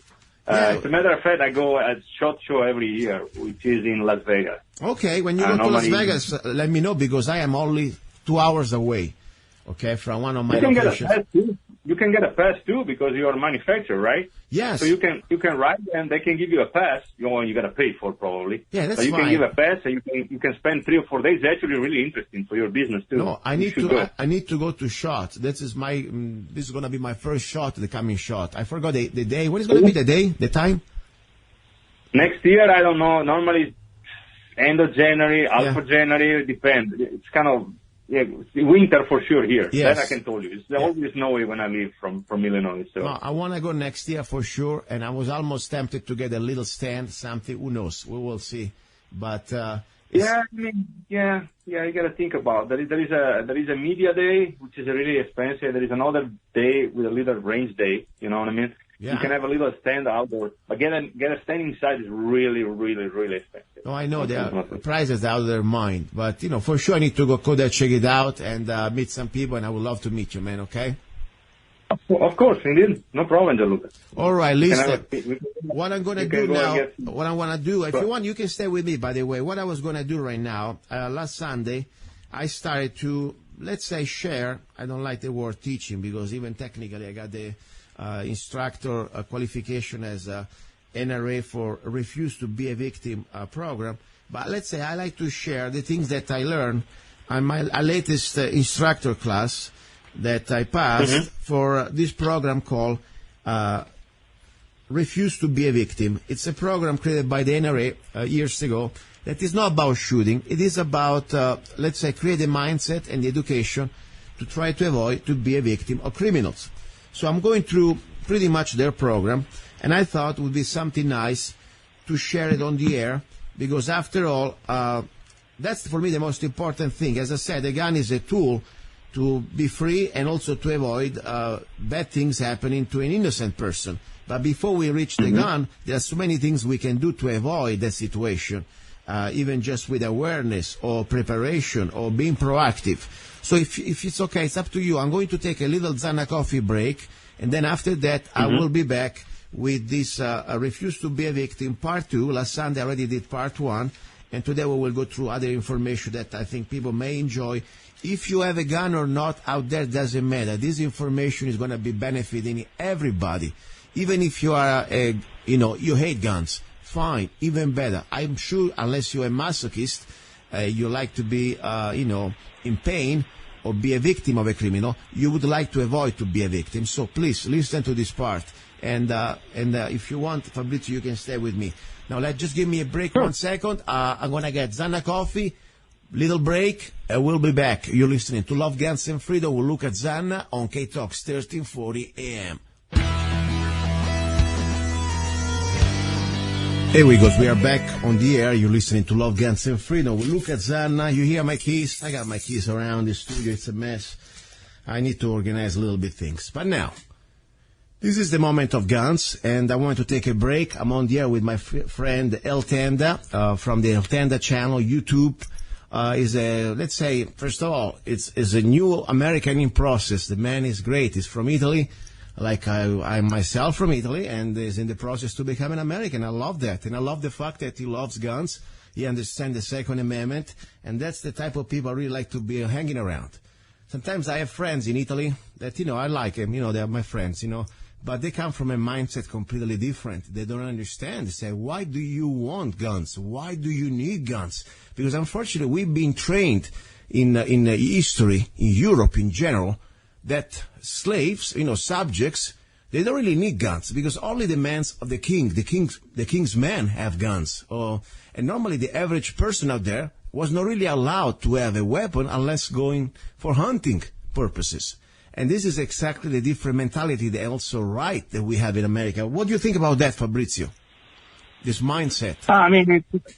It's important, Since I moved over here, it's something I realized that it's a God-given right, as I said, if you believe in, whatever you believe, but, anybody live. But what I'm saying is the way to say that, Natural right. Let's say for people that don't believe in God, that's natural fine. Right. Natural right. You as a free human being, you have the right to defend your life, to defend the innocent if you want to, and also to defend liberty. That was the main purpose. But they said, I have a lot of friends in Italy, okay, that we grew up together, and I understand that they don't just even get it. For them, it's a why. Why? It's like very difficult because I understand that in Italy we don't have a Bill of Rights like here. We don't have a natural right. There is no even real First Amendment, and for sure there is not a Second Amendment like all over Europe.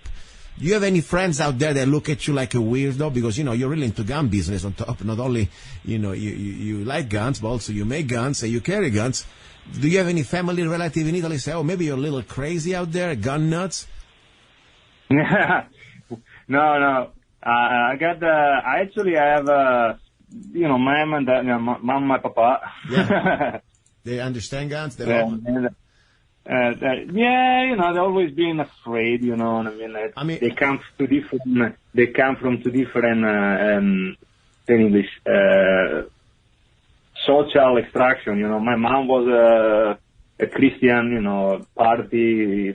We call it, that probably Democrazia Cristiana. So they were more very religious, very conservative, and somehow not very open to certain issues. And my father has been, unfortunately, part of the Communist Party in the 60s, in the 60s. But I have to say that in the 60s probably was making sense, because the strikes in the factory were somehow a good thing, because the people were underpaid. There was no rights. You can strike.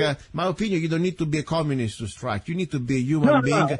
That you get together, say, I want to get better deals, and you organize. That's fine. My problem in general, with any party, but especially a party that they try to create this sort of collectivist force upon you, because it can be fascism or communism is the same. The idea that there is no more the individual as a right, because it's all in the collectivist. The fascism, after all, was a socialist party, and there was pretty much the same idea. It's just different, colorful variation, but the idea that you as an individual, you have no right. The state controls your life, every aspect of your life, and of course also of your money. And then, of course, if you don't like it, guess what? This is not like an option.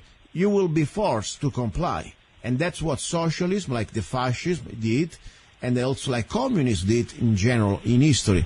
But, I understand, there is also then another aspect, could be workers uniting together to try to find a way to get better wages. But as I said, if I was a regular blue-collar worker, I probably would have enjoyed any party. I would just be as a worker. Yeah. I know probably I wouldn't fit in that profile. But anyway, talking about guns, I would be afraid if I was in Italy, modern guns, I would be afraid of the government that now is forcing your children to be vaccinated. And more important, they don't give you even the opportunity to defend yourself, because now Italy is overrun by illegal aliens, by every type of, you got every type of mafia, the Nigerian mafia, you got the North African, Russian mafia. What do you think about that? Well, they passed recently, they have a poll, I think. They passed a thing about legittima difesa, I call it in Italy, of self-defense right. And they passed it recently, and sorry about the dog barking. They pass it, but it was a funny thing, because they said you can only shoot the intruder if outside is dark or it's overnight. You know what I mean? Wow. So it's stupid. So now, in other words, I told my parents, close the blind. If somebody break in your house, tell them you were taking a nap and you didn't know what time was. That's the only thing you can do. Otherwise, it's stupid. You know what I mean? And they have so many restrictions, they have, it's very difficult to get a permit, impossible to get a concealed carry permit. It's all I know that I read the news lately, people that are defending themselves for different acts of violence in their homes, on their business, they got arrested. Even the police got arrested. It is completely unbalanced, completely strange, criminal. Because at the same time, it's criminal that the government, I want to see if you try to break into some senator home or into some, deputato home, like a congressman home or anything. They have guns. They have, more important, they have armed guards. And you us slaves, we cannot even have a slingshot in Italy. That's the reality. But let me enjoy 1 second the last sip of the Zanna coffee before we go into the topic I was going to talk with you. Because I tell you, sometimes it's very stressful. I see still family members out there that they're living like in fear, and more important, they're living like it's a new Italy. Italy changed, like Europe is changed. I mean, you go out there, you can't even understand anymore the language. And don't get me wrong, I'm an immigrant myself, but this is not an immigration. That's an invasion. That's what's happening in Europe. So let me enjoy a little bit of my little Italy that I bring with me. At that point, as you say, people like us, that we emigrate, everybody find their way to bring a little bit of the best of Italy we had. And for me, it's my coffee, and of course, then we have a passion in common, that we like Thomas Millian. That's another story. Yeah. That's a classic Italian movie. I mean, there's many others that I like. Alberto Sordi, Totò, Gassman, Tognazzi, great actor. That's a good thing about Italian actor, like American actor. They were underestimated. Well, Thomas Millian was Cuban, then American, then Italian. Yes. But then, the Italian cinema is always considered a serious cinema, like, Fellini or all the big, director, but they are really good comedy, bitter comedy, I call them, Yeah. Like, what was the title of the Italian one with Alberto Sordi that is put in jail without any charge, and he stays in jail for a while, condannato in attesa di Giudizio. something like that in Italian. Yeah. Pretty much like now in America it's happening, with the National Defense Authorization Act of 2012 under Obama, and of course we had part of the Congress was responsible too. In America now you can be put in jail without any type of charges, and definitely that's the new America. Yeah. And let's enjoy the gun part, otherwise I go crazy here. First of all, I want to say... Sure. Sorry. No, it's okay. No, that's good. No, that's good. I'd like to talk about everything. First of all, listeners out there, I want to tell you this. This show, it is a show that pretty much is an act of love. I couldn't care less to be on the air. Honestly, I have so many things I can do, and I don't need to be on the air. I'm not here. I don't want to be the next radio guy, and I don't even have the skills. Listen to my English. Still sucks after all these years. So I'm here because I have a mission. The mission is to bring you information that normally on a commercial radio station or in general you would not be able to find. And more important, I want that this microphone becomes your microphone. You agree with me or not, doesn't matter. This is about freedom of speech. That's the most important thing I really treasure, along with the rest of the Bill of Rights. So, how do you do that? How do you keep the show free? First of all, support the station, KTOX. It's a great radio station, but also for my internet channel. And for the effort that I produce the show independently, I need your help. What better way, first of all, to just, if you drink coffee, go to www.zannacoffee.com. Even the dog there, the puppy, agrees. Probably he wants some Zanna coffee. I can hear him. So anyway, Zanna Coffee, it's organic coffee. I create the blends. I produce it. I market it. It's my coffee. And when you purchase a bag of Zanna coffee, doesn't matter if it's straight shot espresso or 1776 or Route 66, guess what? You support love, guns, and freedom. That's what you do. Now, back to the gun part. As I said, last couple of weeks, I went to finish my NRA certifications that I took as an instructor. I did different certifications. Among those, also the latest one was Refuse to be a Victim program.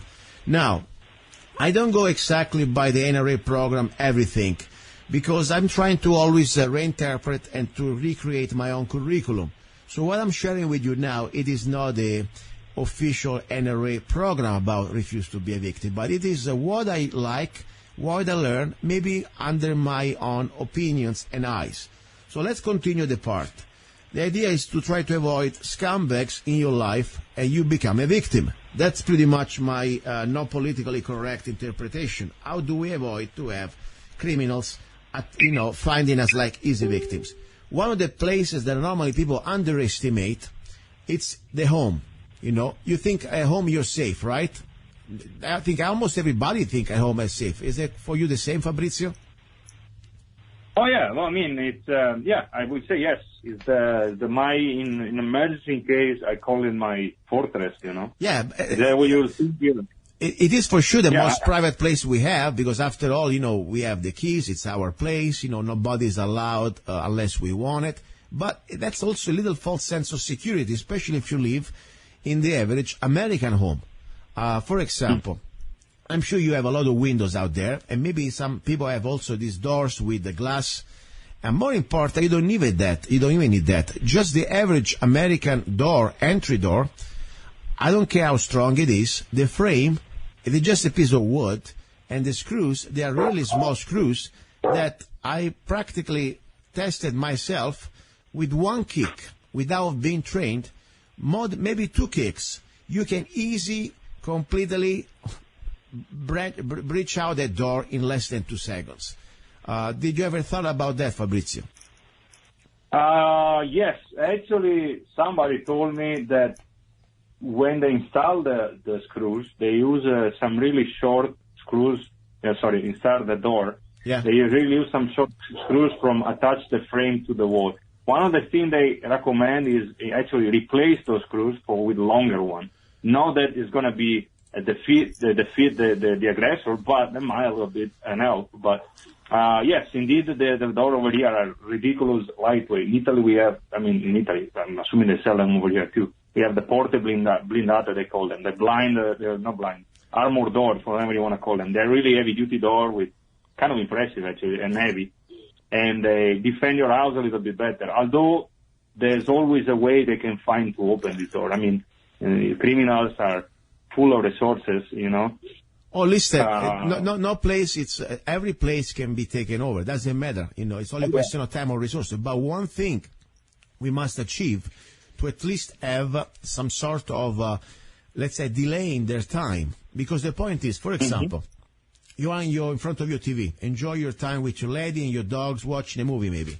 And you think you're safe, and normally what happens, the average person, I'm not speaking for you, I don't know, but I know that the average person I know, when they go home, the first thing they do, they take the gun off, and maybe they put it in their safe.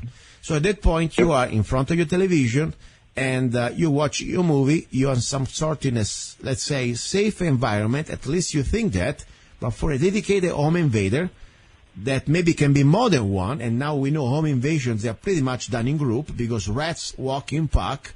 It may take less than 2 seconds to break the door, and maybe another second to be in front of you, and maybe at 10, 15 feet while you're watching TV.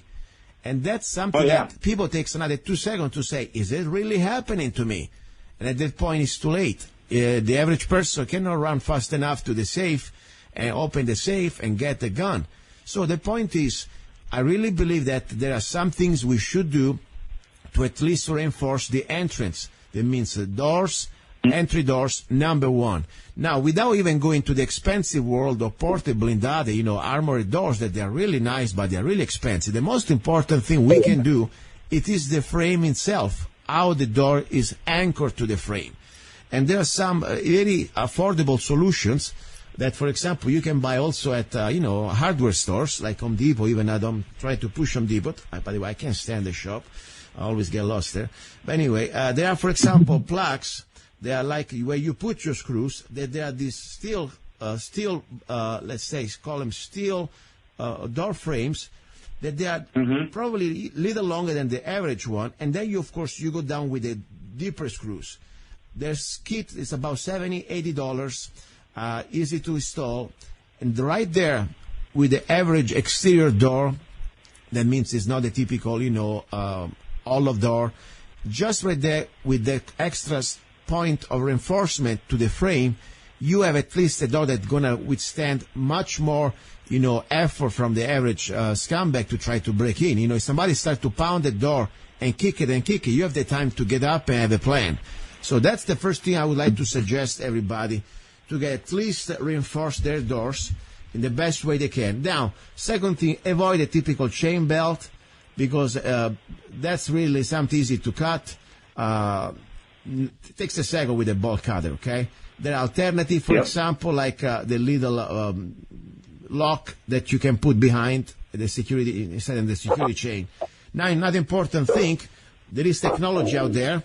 You can have video cameras with a ring door. Fine, that would be a great solution. But even the little spy eye, the little, way that you can see who's behind the door, it's a must. So you got to really work on the doors. Same story on the windows. Windows, best case scenario, by the way, I hate too many windows, because forget about opening the windows. All they need to do is mash the window, okay? It takes a second. But even there are solutions. They sell, for example, films that normally they use by banks or other businesses that you can somehow apply to the windows. Even your windows is not bulletproof.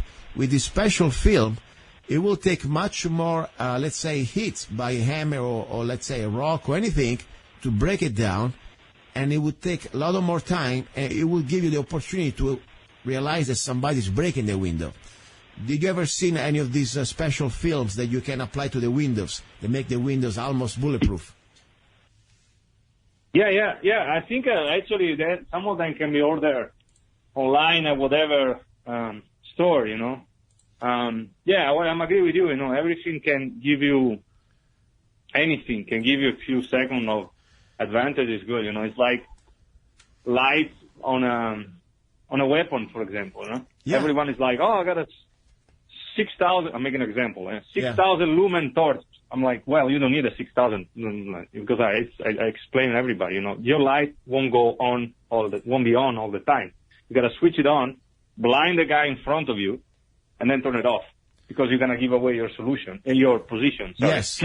Yes, that's very important too. We're talking about lights. That's a very important thing. If you are in any environment that's using the light, you don't want to keep the light on all the time, because otherwise it's going to be a magnet for bullets. That's going to happen with the lights. Mm-hmm. You use the light, and then you turn it off, and you move. And then eventually you use it again, and you will move. And also another important thing, for example, there are different philosophies or techniques they install on the weapon lights that I think has some benefits. Mm-hmm. Because after all, you get your gun all in two hands, and you don't need to carry this light on the other hand, and at the same time you need to, handle the gun with one hand. But there is a problem, though. When you have your light on the gun, what happens? Pretty much the bullets, they will fly towards that direction. And that probably you're going to have the gun close to your face, trying to get an aim or focus on the front side or whatever. So that's kind of, as you said, you need to really play very carefully with the light. Otherwise, there is also the benefit with the guns, of course, to have like an exterior light, like external light, like an handheld little flashlight. And what are the benefits? The benefit that you can keep the light away from your body. Let's say, I point the light completely away from my head, like almost an extremity of my body.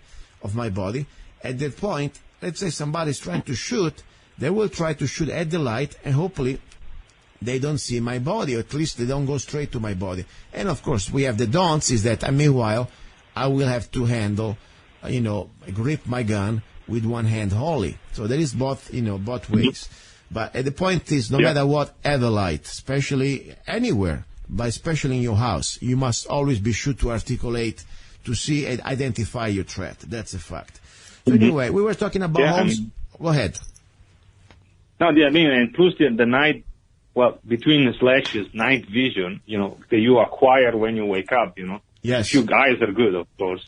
It's an important thing too, you know what I mean? It's like, it's a advantage factor, You might put some little, night lights, close. The guy breaking in doesn't know where they are, but if you know where they are, they might give you a position, give you an idea where you are at the moment when they break in, So those little lights you put in the outlet, like for babies or for you, if you gotta go in the bathroom like my age, and you can't go to the bathroom overnight, you want to kill yourself. Yeah. And you're stepping over something. Yeah. So they might give it, okay, am I right over here?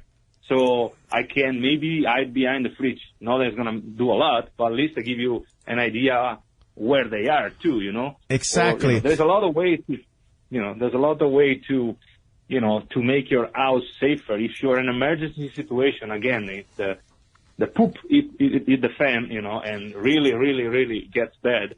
You can improvise alarm system between the slashes, inside your house or outside your house. You know what I mean? If the rules of the law goes bad, unfortunately, it will never happen.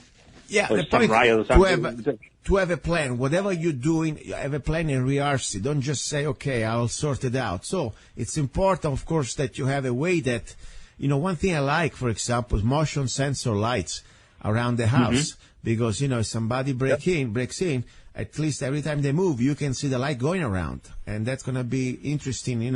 Normally they would probably hate it and could be also diffuse the situation. But very important also, is try to avoid that they even come in. So control the entrances, control the doors, control the windows, especially if you have French doors. There are different systems to block the base. That's the number one thing. Now, when using locks, of course, deadbolts is a must. Don't be cheap there. Get the best thing you can get. And be sure that, if you have workers around your house or you give them the keys, guess what? Then change the keys, re-keys everything. Don't leave the key around. Even when you go, for example, people go to change tires, and they leave their car at the mechanic. Hey, can you please change me the tires or change the oil? Oh, and normally your home key, they are the same block with your car keys. Guess what? I never do that. I always leave just the car keys. Because if somebody has bad intentions, all they need to do is open the compartment with your address, where you have the documents for your registration, get your address. At that point, they change the oil eventually. They will also have the time to make a copy of your home keys. And that's really, you give them, I don't care what type of deadbolts you have, they will get in easier, very easy. So that's another thing to think. Now, lighting, very important. You should have motion sensor lighting for sure all around the perimeter of your house. They're very inexpensive. You can get them starting from $20. Get them every corner. So every time somebody gets closer, you have light automatically. You can be at least warned. And normally, like roaches, criminals don't like light on them. Very important also, timers with lighting. Let's say you leave the house for a few days. There's different system now. Even, you can go from the cheapest system, just automated, with time, or you can have some other system you can control remotely with your cell phone or smartphone. So it's very important that you have lighting out there. So that's just some little ideas. Now, another important thing I like, for example, is to clear all the different areas that they can cover and hide criminals. For example, if you have shrubs, or if you have a bunch of flowers or bushes in front of your home, be sure that they are clear, because anything people can hide, that's very bad for you. If you really want to put something out, for example, under the windows, what I like cactus, I like roses, something that could be very, you need to go really organized, because you're going to get in pain if you try to jump on it. That's pretty much the idea. If I can ask you, this is something just personal, when you are in your home, normally, do you still carry your gun or not? I'm just curious. Not really. When I go to bed, it's pretty close to me. Yeah, but normally, kitchen. if I'm home, I have the habit of rotate, clean some of my gun, rotation, you know what I mean? So I always have one with me anyway. Okay, close at least. That's and good. I'm talking about long gun too. So. That's good, because many people... some others always... Yeah, many people, unfortunately, I know that they just put a gun away. And I understand if you have kids, you don't want to leave the gun on the table. But that's why I said the safest place, if you have kids or people underage that or any other people that don't want to access your gun, keep the gun on you, because most of the act of violence, they happen in the house, and people normally they completely think they are safe. Home invasions, they are getting very serious, even around here. But just there was one last week, by the way. But guess what? It was a headline on the news: home invader got shot and killed. In Arizona, if you go for a home invasion, if you're a bad guy, you better double up your life insurance if you can have one, because this is the environment, the average person, we don't have all the restrictions many other states have, and more important, the mindset is pretty much, we live, I don't want to say in the middle of nowhere, but guess what? It's like the old times. The sheriff comes always at the end when the shootout is over, because sometimes it's just the way it is. I mean, before the sheriff even comes to my place, it takes 20 minutes at least. So that's the story. How is the response time in your area where you live, in Illinois, for the police to come? Thank God the police, I don't know the response time, but I know the police station is literally 3 minutes from my house. Okay, so you got kind of good location on that. Yeah, so there's no riff-raff going on, no gang related. I'm limited, and they keep everything under control. Even little kids that go around doing stupid vandalistic stuff, you know what I mean? Yes. They get catch pretty quick, which gives you an idea how serious they are over here. Yeah, people want to be quiet. It's a blue collar area. Yeah. A bunch of people work for company. They have company, Yeah. Hispanic mostly, the Puerto Rican, Mexicans. Actually, my block, there's a bunch of white people, which is normally, there's not a lot of them. They live in a nicer part of the town. But most of the people, like I said, in my area, 70%, they have a company, their own company. The construction guy, landscaping guy. Yeah, small businesses. So it's kind of a blue collar area. So everyone is they don't, nobody's, they're mostly very friendly, Yeah, that's good. That's good. That's another very important. Another good way for defend your house, if I can add, that would be a dog too, Yeah. All that defect that we have, I was going to talk about dogs. Yeah. There's some pro and don'ts, of course, like everything. Dog can be very good to warn you. The problem is two little things. if the dog is outside dog, let's say you have a garden, can be easily, let's say, neutralized with food, poison, or anything. Unfortunately, they can shoot a dog too. I mean, they can kill it. And that's the problem. That's why I like dogs normally inside the house, because or in an area that is confined, especially at night. If you have like a cage or some sort of a place that they don't go close to the fence, because they can call the dog, give him a hot dog. The dog, best case scenario, they're going to do, they're just going to, bribe him and give him some food, and the dog may be nice. Unfortunately, they kill him. They give him a hot dog or food with poison, or just cut his throat. So that's what I like to have the dogs close to a place that they cannot go. He cannot go too close to the fence. So at least that point he can bark in a safe way. Or if you live in an apartment, of course, have a dog inside your bedroom that he would warn you if there is somebody at the door or something like that. That would be very good, I think. Of course, dogs in that, you need to have love, like you're saying, time, taking care of him, and also a little extra liability. Your home insurance may go up a little bit, because after all, it's part of the liability. But beside that, I think dogs can be very great alarm system. Listen, Fabrizio, I really enjoy the time. It goes so fast. One more time, give us the website or the YouTube channel where people can find you. Very easy. I'm on Instagram, Facebook, and YouTube, of course. The channel is called Eltenda, like, Eltenda channel, like you pretty much, Hispanic way to call my channel, I guess. Eltenda is actually Venetian, so. And Eltenda channel is a channel about 70% guns, 60% guns, 30% prepping, which is a good thing always, I think, in any case, and 10% toys and collectibles. So very good. And by the way, my best to your lady. I never met her, but I saw she cooks pretty well, especially on the barbecue. Okay. You can come over one of these days for a barbecue. See, I would love. The problem that it's going to be difficult to fly for me, but I will find a way to get you, my friend. All right, Lisa, ready for our number 3? That was Love, Guns, and Freedom, our number 2, guns. And now we go in the hour of love. We're going to have a very interesting conversation now. Do not go away. Have you ever met someone on an online dating site and thought, wow, this guy is perfect for me, or she is simply amazing, only to find out they were hiding a deep, dark secret? They plan to vote for Hillary. FreedomLovers.us was created for singles who want to exchange ideas and who love for freedom. People who are looking for solutions to create and defend freedom in the real world, and at the same time, getting that once-in-a-lifetime chance to find their true soulmate.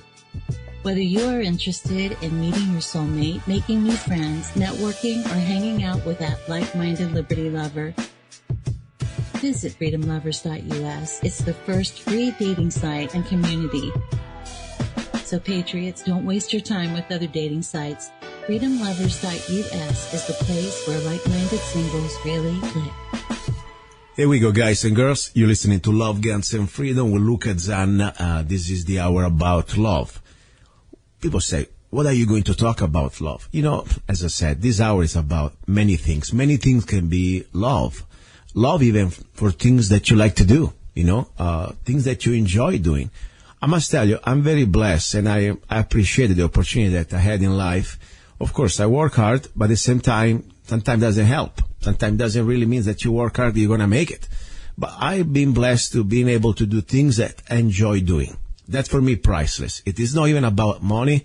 Of course, we need to pay bills, but when you're able to pay your bills, doing things that come from your creativity, from your love, for things that you like, for me, this is priceless. I don't care. And, one of my last ventures that I just started a few months ago, I started an official new business as a gun manufacturer. Yes, I'm a federal licensed gun manufacturer. I can make guns.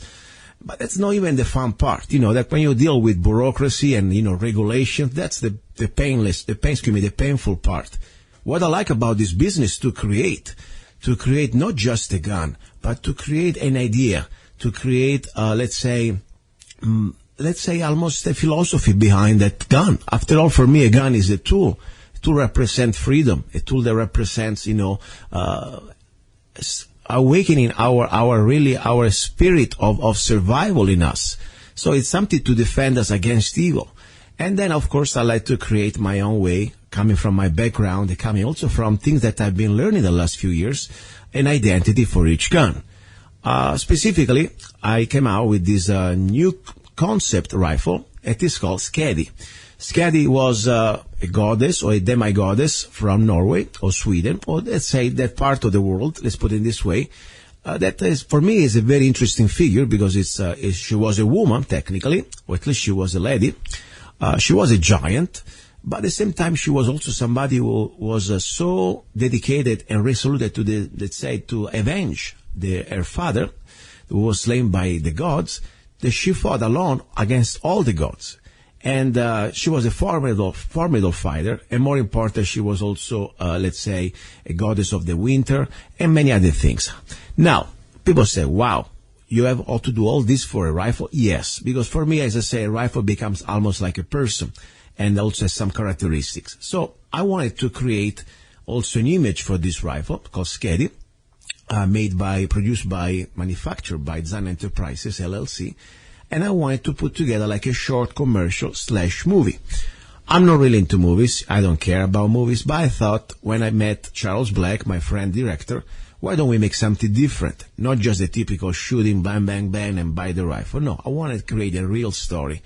So at that point, we almost at the beginning, or at least we already started the beginning of this production. We have the actress. We will be shooting probably tomorrow the first shot in the mountains. And now I wanted to look for the voice of Skadi, because there must be a real voice. I don't want some funny accent.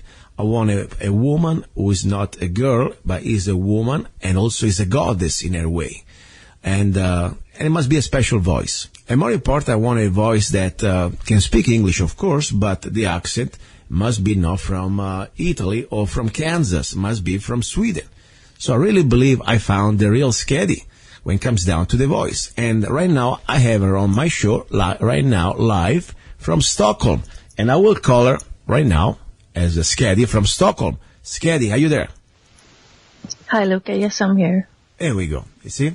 As I said, the voice for me, it is important. If I didn't know you, I thought a goddess was talking to me. Skadi, are you excited about being part of this little project I'm putting together? Yes, very. I'm looking forward to it. Okay, maybe I should, I already told you the project a little bit. Maybe I would like to, I don't know, if you have any questions, let's put it this way. You have any questions for me about how the story evolves or more details about the story? Because I'm sure probably I gave you some information, of course, otherwise you would have not said, yes, I want to be part of it. But there are maybe some questions that you would like to have. I would like to give you the, opportunity to ask me questions about this short movie, whatever. Well, I wanted to say that I think it's a very nice idea that you have here, and I support you fully.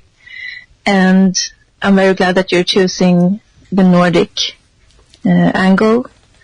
And, maybe if you want to share more what you had in mind when you came up with this concept. Yes, for me the first idea was, humanity in general right now, at this century, especially the last 20, 30 years, I think we lost our connections with our roots. By design, as you know, you're a smart lady, besides having a great Skadi voice, you're very smart. You know what they're doing to us. They're trying to disconnect us with our roots. They try to, enslave us in this globalism, and we forget who we were. So for me, the identity was more than just a rifle, was try to say, humanity, reconnect to your origins, to your, roots.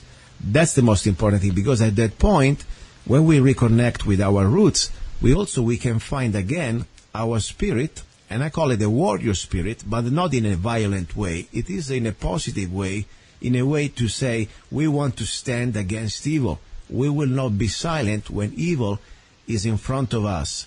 We will not just turn our, head to the other side when we see, for example, a woman be raped or a country being invaded. We will do whatever we have to do as men and women to defend our freedom and of course, also our sovereignty. I believe in that. So that was the idea of the rifle. So I wanted to find a figure, in this case, Skadi, that somehow was brought for me from a friend of mine from Canada.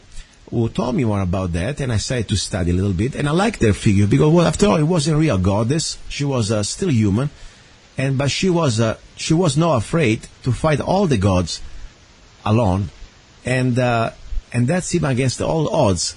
And of course, she was for the revenge, but was a just revenge, and also the spirit of independence, of let's say self-reliance. She was also the goddess of hunting and winter. So I thought it would be a great figure. So I wanted to dedicate this rifle to her. Even I'm not heathen, I like those to study heathen history, or at least culture. And I thought it would be a great somehow, symbol out there. That's pretty much the story. So that's how we develop the concept. And then if you want, I can give you more details without giving out too much, how this is going to evolve. Are you curious about it? It sounds wonderful. I like it. And I like the concept of a person who's loyal, who wishes to regain her freedom, even though it's against all odds. Mm-hmm. Exactly. And on top, she's not giving up, because she would say, they killed my father, who am I? I have all the gods against me. And she still fought. She fought so well, by the way, that the gods, they were pretty impressed, and they somehow came down to have a deal with her. So the point is this, in our own little short commercial, that, by the way, it's going to be two versions. One's going to be the short movie, probably about 5 minutes, and one's going to be the commercial. The idea is simple, but kind of interesting. There is a guy, in this case, somehow, like Dante in the middle of his life, he lost his way. And it's not just the physical way, it is, let's say, almost a spiritual way, or could be identity, okay? And this could be every guy out there. Sometimes we lose our identity. In the middle of our life, we lose who we are. We are lost. And at that point, this guy lives in the middle of Southwest Arizona. And all starts here. At that point, there is, though, a sign, like a raven that also, I know that I've been studying symbology, especially for Norse culture. It's important animal, the Odin's ravens. But anyway, this guy looks at this raven. This raven somehow brings to this guy like one ancient pendant of the Norse compass. And that's going to be like almost the instrument to try to find the way. And at that point, there is, of course, a little monologue, pretty much what's happening around in this world. And this guy tries to find out really where he is right now in his life. And at that point, he finds himself in front of a gate. It is like a cave. It's a real cave. Almost looks like a cave of these tombs in Denmark or some part of North Europe, So it's a very nice cave, but it's in this southwest. It's a gate. It's a intradimensional gate. And without giving away too much, bottom line, this guy follows the raven into the gate. Out of the blue, he goes to the other side, and I think I show you some footage. Did I send you a little bit of some footage that we have already from the sky, the raven flying and the fjords and the Viking boats. Did you have a chance to watch those? I haven't seen that yet, but I can see it now in front of me. Yeah, in my mind. Yeah, it sounds beautiful. I'll send you that. So we have this sort of, very beautiful aerial view, because at this point we're already there. This guy it's almost teletransported through the raven into this other dimension, and he falls into this forest, and is a forest somewhere in time in this part of North Europe. And at this point, he's still lost. And he has another figure right now leading him in through this forest, and he's a white wolf. And at this point, the wolf will lead this man in front of a special place where this woman, because she looks like a woman, but she's also a goddess, Skadi, will deliver this tool, but more important, a message, because as I said, a gun is just an instrument. But the real message is what is most powerful than the gun. Rediscover yourself, find who you were, and more important, awaken your warrior spirit in you. So she delivers the rifle. And of course, at that point, the guy is transformed from a regular guy. We have a different type of look, different type of haircut. I don't know if you know this already. I was experimenting with my new, I don't know, Viking haircut, kind of scary. My cats are freaking out now when they see me. Sounds great. Yeah, and and we finalized. Isn't that the whole point? Yeah, exactly. So we little fun at the end. Of course, we go final scene. You know, running in slow motion with the rifle, all painted like a warrior, and in the forest, and of course shooting at the range with some other Vikings, just to have a little fun. But yeah, it's a short movie / commercial. That's pretty much I think more than probably the director would like me to say, that's pretty much the story. Sounds great. So very beautiful. I like the raven idea and the dimensional shift when he's walking into a cave, and sounds great. Yeah, and I thought, you would be the perfect person, because also not only I think your voice is very interesting, I think perfect for the part, but also you are very aware of this reality, because you're from there. It's your cultural background, and I don't know. I thought it would be more natural probably for you than many other people out there. Did you grow up as reading this type of history, is mythology, or how did you learn all these things? Well, I've read the last couple of years more than I did when I grew up, and I'm still learning, and I will share more about this. And when we talk about connection to nature and spirit of nature, I think that's part of the Nordic tribal spirit. And I agree with you that we need to find that again. And so reawaken the inner warrior. And of course the Vikings and the Nordic spirit is part of that, I believe. And we have a rich culture.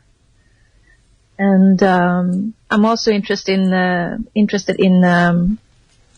the Knight Templars and so on, because they seem to have had connections with the Celtic people who taught them secrets that is linked to magic, you could say. But if you study it deep enough, you realize that it's science. Yeah, it's true. There is science in that. It's true. Yeah. And this is very interesting. It's going to be fun, because also, by the way, as I said, I never really thought about this becoming a short movie. For me, it was just a commercial idea.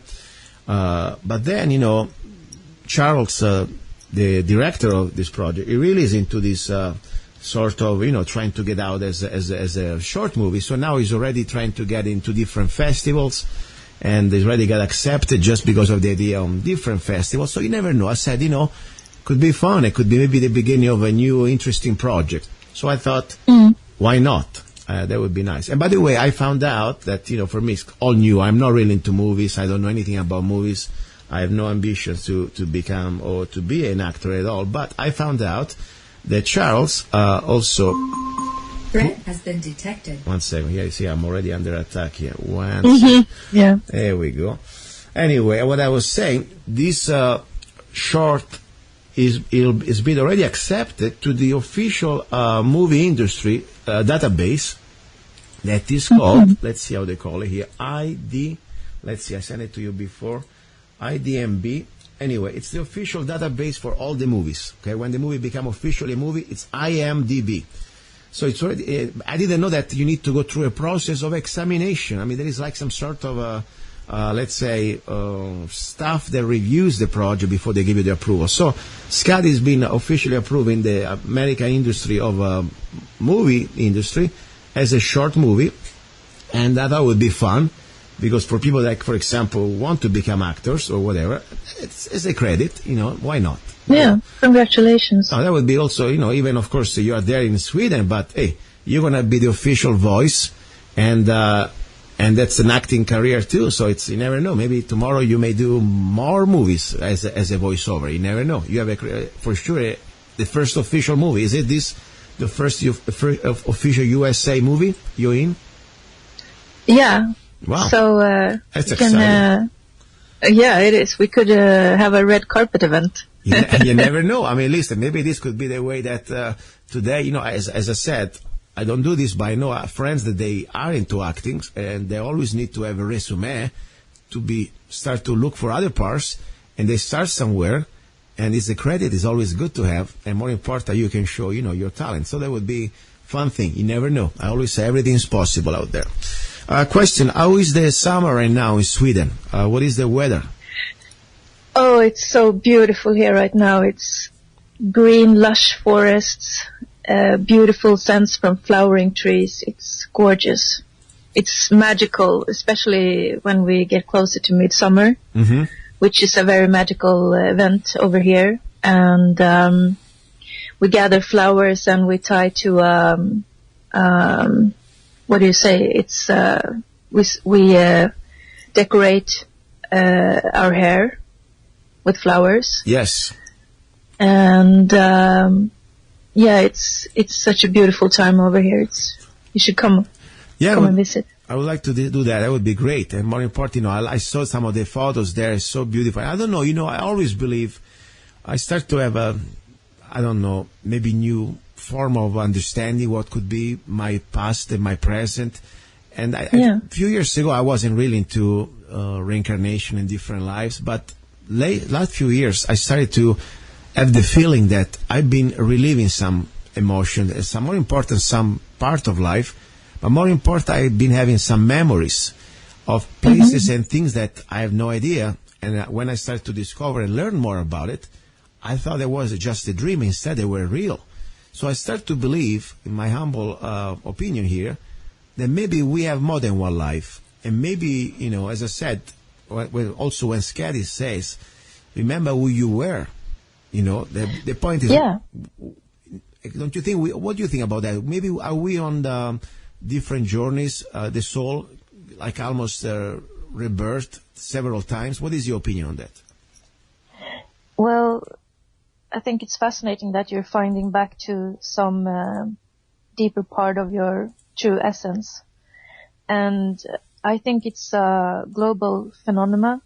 Is that how you say it? Phenomena, it's a hard word. No, yes. That many people in society is going through that process right now when they reawaken their true essence and connecting back with source. And the more confusing things are around us, we need to find our tribal spirit again. And it's clear to me that you are a warrior, and one can see that. And you fight for the little people, so to speak, you know, the regular guy and people around you, and try to inspire them to increase their own ability to defend themselves and to stand up for what's right. And you try to enlighten them and bring information. And you also give a voice to the people through your radio show who won't be heard anywhere else. And I think that's part of your calling, if you will. And you know, that's what you say, you know, I don't know about me being a warrior, could be, but at that point I have no idea. All I know, one thing though, I know for sure, I have things that I'm doing now, and I realize that it's just a continuation of study of what I've been doing before. When it comes down, for example, to music, since I was a child, I had that type of instinct. Even without going to school, I never really studied music. I always was attracted by every instrument of music or anything when it comes down to music. Or even, for example, a natural attraction to weapons in general. Doesn't need to be just a rifle. I like every weapon. And I'm not a violent person. I hate violence. But at the same time, I always had this sort of attraction. And I don't even think is a boy guy stuff.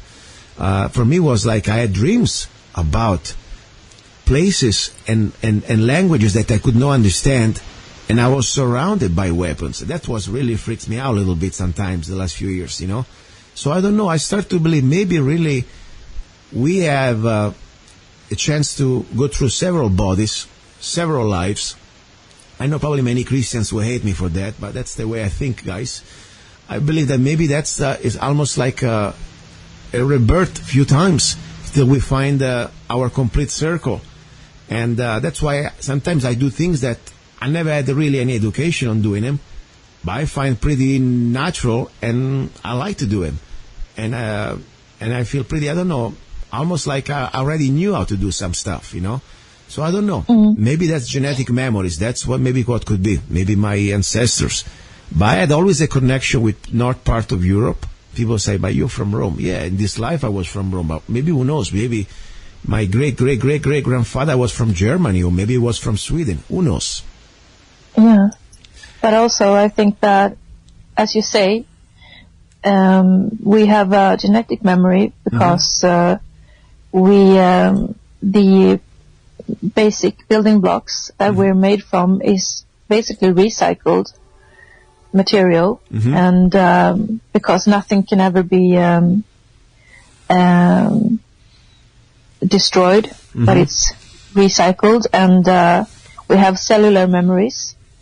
But also, I think that wasn't it edited out from ancient scriptures that we might actually have incarnated, like be reborn and come back, maybe to learn some lessons. I used to call life a field experience. So I often relate to the warrior philosophy. I need to read more about that because I find it very fascinating. You have the Asian warrior, what's his name, Lao Tzu. It's a manual written many hundred years ago.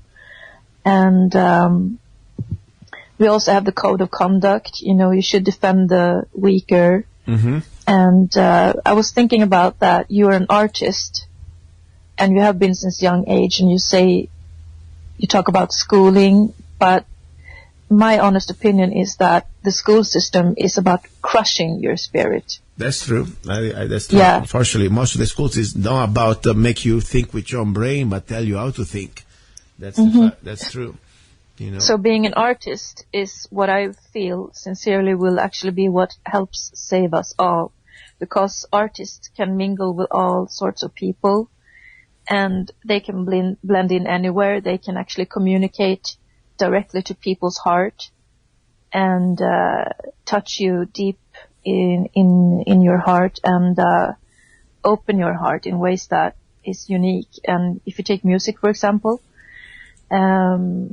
music is the only thing that will bridge and open full access to both your brain lobes.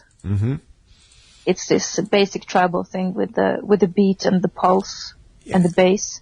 Yeah, and it's true, and also it's a natural language, international language. Yeah, even without words. It unites us all. Yeah. Yeah, it's true. It's true. No, so in Sweden we have a saying. It's called "tusen konstnär." That means that you're an artist of 1,000 arts. 1,000 arts. Well, that's well, for sure. One thing I tell you, as I told you at the beginning of this little segment, I'm grateful. Sometimes it's difficult to be able to do things in life that you like.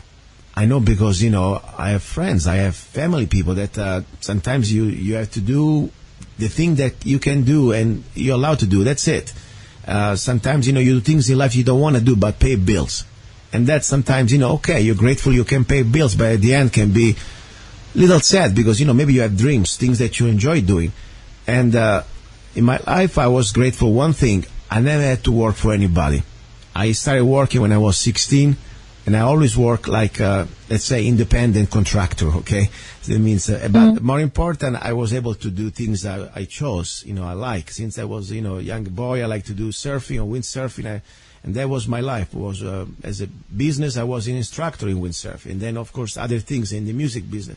But now, in this part of my life, to be able to, right now, be in a body, because after all, try to open even a gun manufacturing business in Europe. I can imagine how difficult it can be there, because I already know how difficult it can be here. But compared to many other parts of the world, a regular guy like me, he can start here to create guns, to manufacture guns without having, a multi-billion company behind.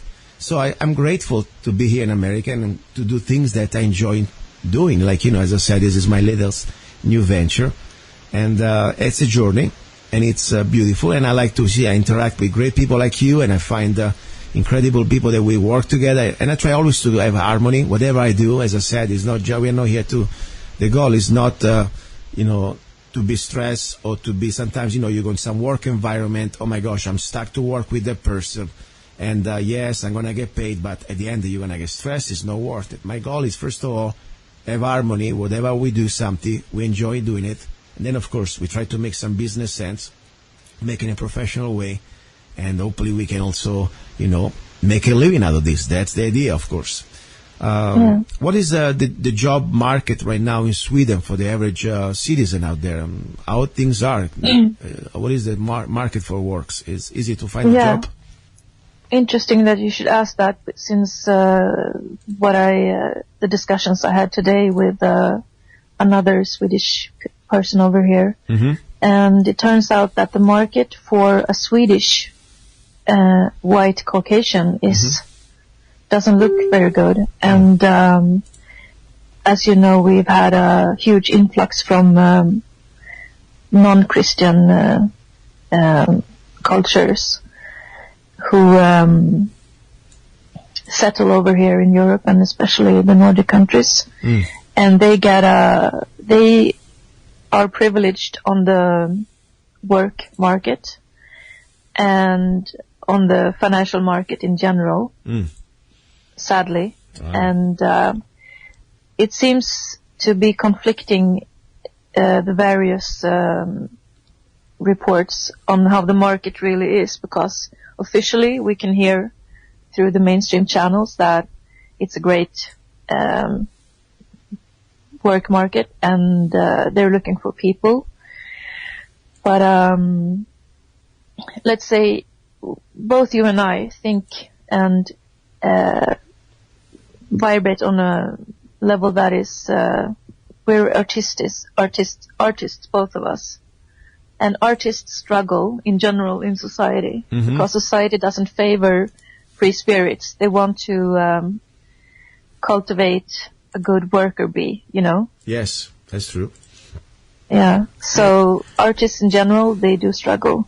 That's why I like, sorry if I interrupt you, I like always the idea, for example, even when I was creating art in general, to be multitask, or at least to have different chances to support myself, because when you create art, and that's the only way you can pay bills, sometimes you have to compromise to create what sells.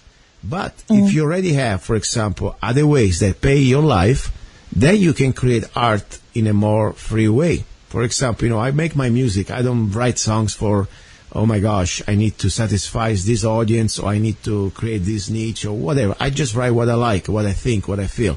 But at the same time, I made my life way before I started to write music. At least the same time I created my own other businesses, that I don't need to say, oh my God, I didn't sell enough music today. What am I doing? I like to be always free from everything, so I don't need to depend on anything. That's I don't know if it makes sense. I know sometimes artists is difficult, because the artist's mind is not always a business mind, They're artists after all. And I try to find this compromise between art and the business side, so at least I can manage directly what I do. That's pretty much the story. So I'm saddened about to hear what's happening in Sweden, but I think it's all over Europe. I was talking with the Italian friends, same story. If you're an average Italian guy, your work opportunities are almost zero right now. But if you are just fresh out of the boat from some other country, they give you all the privileges and, of course, free housing. You don't even need to work, really. You got a paycheck at the end of the month. So that's the sad story. And that's also about Skadi. That's pretty much why I wanted to bring her in here. Because it's the power is within us. It's millions of us. And this politician who sold us out is just a very thin minority that unfortunately have been paid off and corrupted to the bones to create follow-up an agenda. All we have to do is take awareness and say, stop. You can't keep doing this. You can sell our rights. You can sell our countries, or even our jobs and everything else that we work so hard for, So I hope we can reach out this critical mass to awaken. I was hoping pretty soon, maybe next time, whenever you are ready, to maybe you can show us your face as Skadi, the voice. I know technically you're going to be the voice, but I like to also show the public, especially at the final titles and credits, the face of the voice. I hope it makes sense. Yeah, you do. I understand. I will.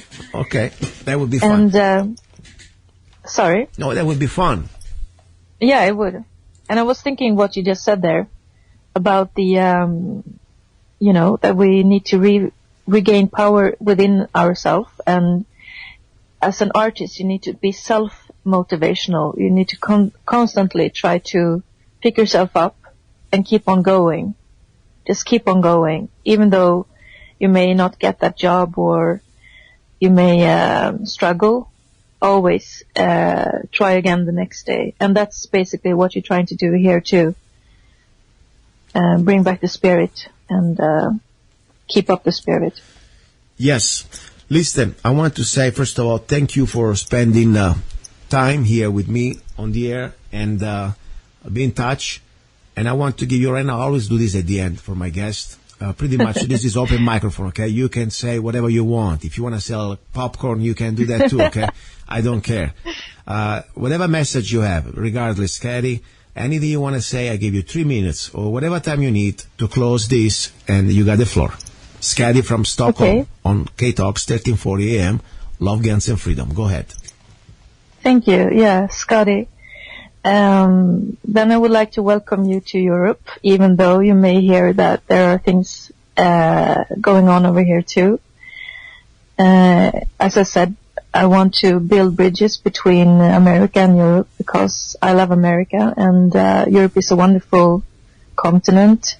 We have rich history, many beautiful capitals, wonderful nature, and many people here who are open-minded and amazing. So that's what I hope you will discover.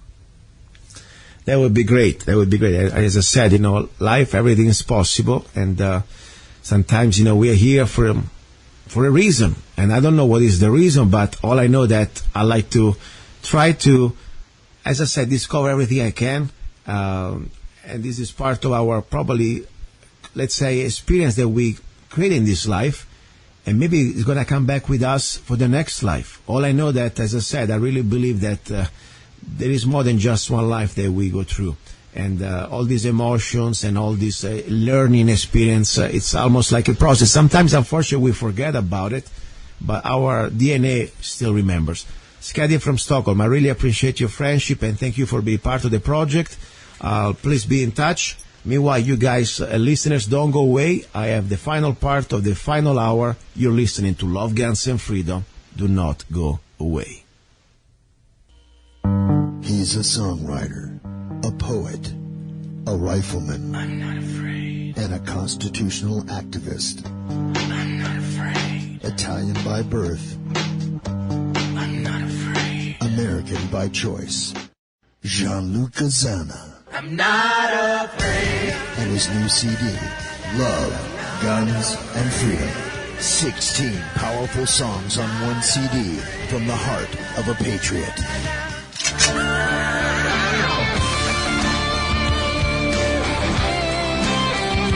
For download or to order the CD, go to www.lovegunsfreedom.com. That's www.lovegunsfreedom.com. Lyrics for your mind, music for your heart. Gianluca Zanna's new CD, Love, Guns, and Freedom. Here we go. Final part, final segment. You're listening to Love, Guns, and Freedom with Luca Zanna. I'm telling you, I'm pretty excited. A lot of beautiful things, even when times are tough, because after all, we are living in a tough world. The economy sucks still, problems out there. The plan of globalism, it seems like really hard to stop, especially in Europe. But there is still the spirit of resistance. And more important, what I like through internet right now, we are finding each other. That's beautiful because you don't feel alone anymore. When you find like-minded people, who understand what's going on. As I said, we do not need to agree on everything, but at least we understand what we are facing as humanity, and we'll try to do, every one of us, our part to stop this global evil. That's the idea. So I think it's challenging, but also it's beautiful.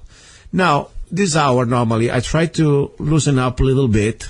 I talk about serious topics on the show, very serious topics, sometimes so serious that I almost don't want to go on the air and say, why am I doing this? But we need to face reality. At the same time, I also try to find a little bit of, I don't want to say entertainment, because I don't believe much in the idea of entertainment, but let's say peace, enjoyment of life.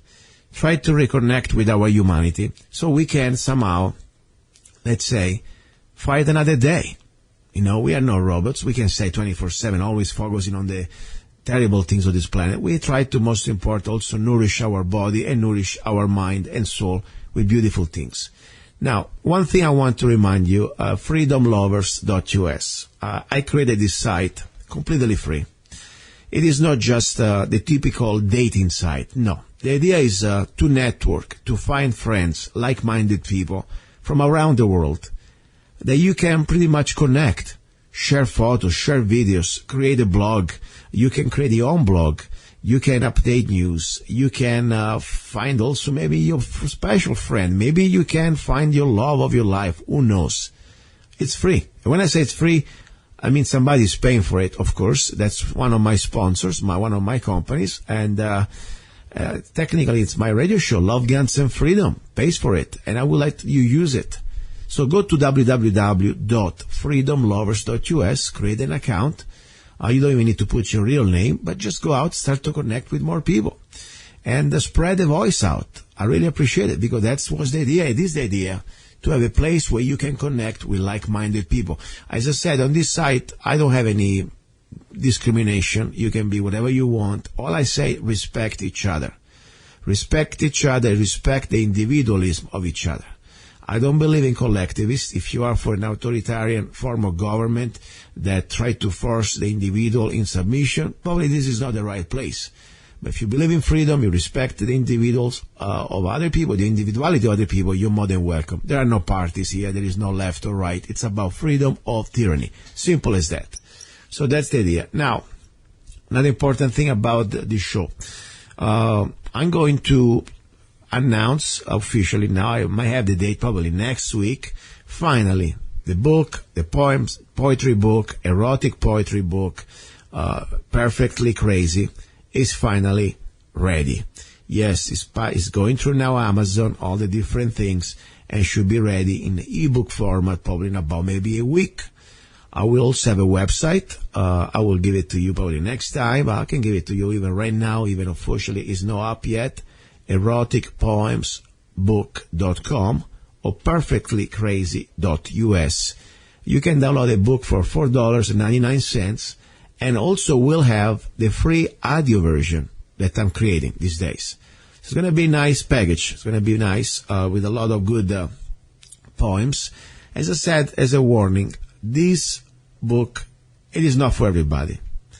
If your morals, you can get offended, or if your religious belief can somehow put you in a bad spot, don't even order it. I really say I don't want you in the type of difficulty, because this is a strong book with emotions. Some poems, of course, are really romantic. Some they are kind of almost, let's say, I don't want to call them. There is no porn, but let's put it this way: they are pretty hard erotic, okay, pretty visuals. So, and this is fine. As I said, I am not ashamed who I am, and also who I have been, because this books is not just about me today. It's about since I was pretty much a teenager. So there are a lot of poems that have been reviewed and re-edited since I was probably in my 20s. So that's what I'm saying. So what can I say? Perfectly Crazy, 69 erotic poems and love visions by Gianluca Zanna. Available pretty soon on Amazon.com, but always if you want to find the first way to get it, go to www.zanna.us. Now, I would like to share with you some of these poems. Let's see if I have my special reverb here. Maybe we can do a little more Let's see. Okay, let's see. Bang. Hello, hello, hello, hello, hello, hello, hello, hello, hello. Hi. Oh, this is not the right one. Anyway, I will get now special reverb. But meanwhile, let me get you a little bit of a break, and then we will go through the next poem. It's going to be Like To. Like To. You're listening to Love, Guns, and Freedom with luca-zanna. Do not go away. It is that time again. 1776, the organic coffee to brew a revolution. Brought to you by Zanna Coffee. 1776 is the best organic and GMO-free coffee beans blend from around the world to amplify your senses and enhance love for life, liberty, and the pursuit of happiness.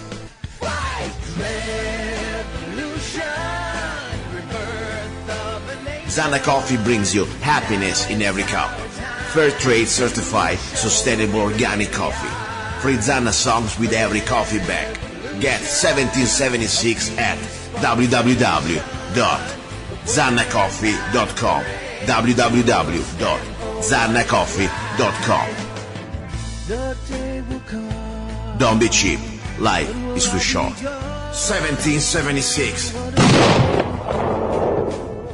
Here we are. This is the poem, Like To. And I will put a little bit of reverb and a little bit of music just to make it more ambience. And this song is part, this poem is part of my new book, coming book, Perfectly Crazy. 69 love poems, erotic poems and love visions by luca-zanna. And also we'll have the free audio version, okay? Now I'm making live, I'm playing it live for you. At least I will recite live. Here we go. Here we start.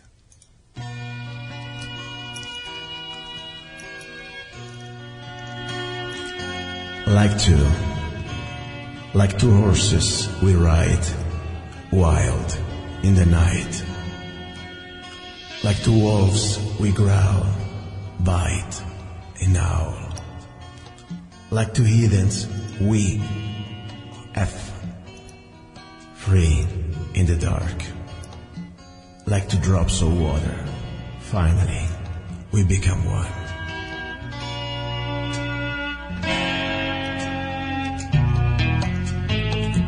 Yeah, I did a little editing, just to let you know. FCC doesn't like some certain words, but if you want to read the whole version, you can get it in the book.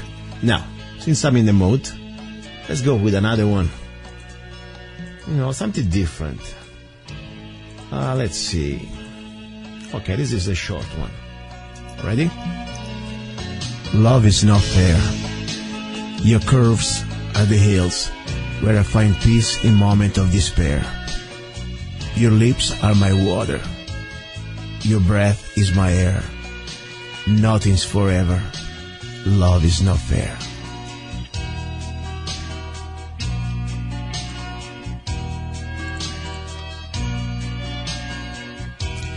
Okay, something different, a little more, physical, corporeal, majestic view. You open your legs and let me stare at you. In disbelief, I say, it cannot be true. You smile at me while you push me down. I'm getting lost deep under your gown. I feel so blessed of such majestic view, I'm going to kiss you and then pleasantly I will. You. That's it.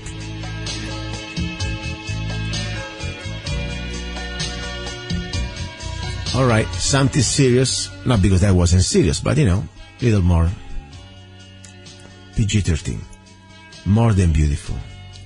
Every woman can be beautiful, but not every woman can be you. Your eyes, your soul, your smile, your whole, your legs, your brain, your lips, insane. You're my goddess, my lover, my friend. I'm going to love you from now till the very end. You're more than beautiful. You are.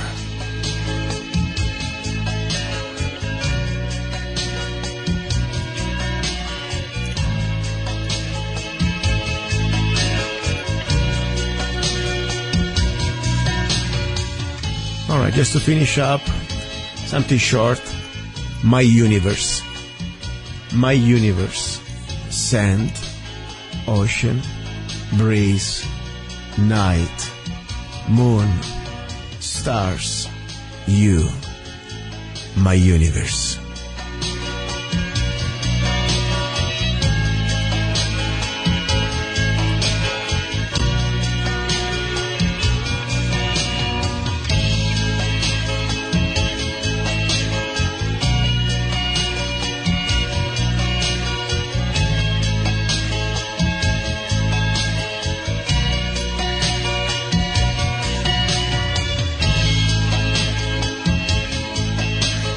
By the way, this background music is one of my first music that I wrote when I came to America. It's I forgot the name. What is it? Oh, on the CD, Thinking of You.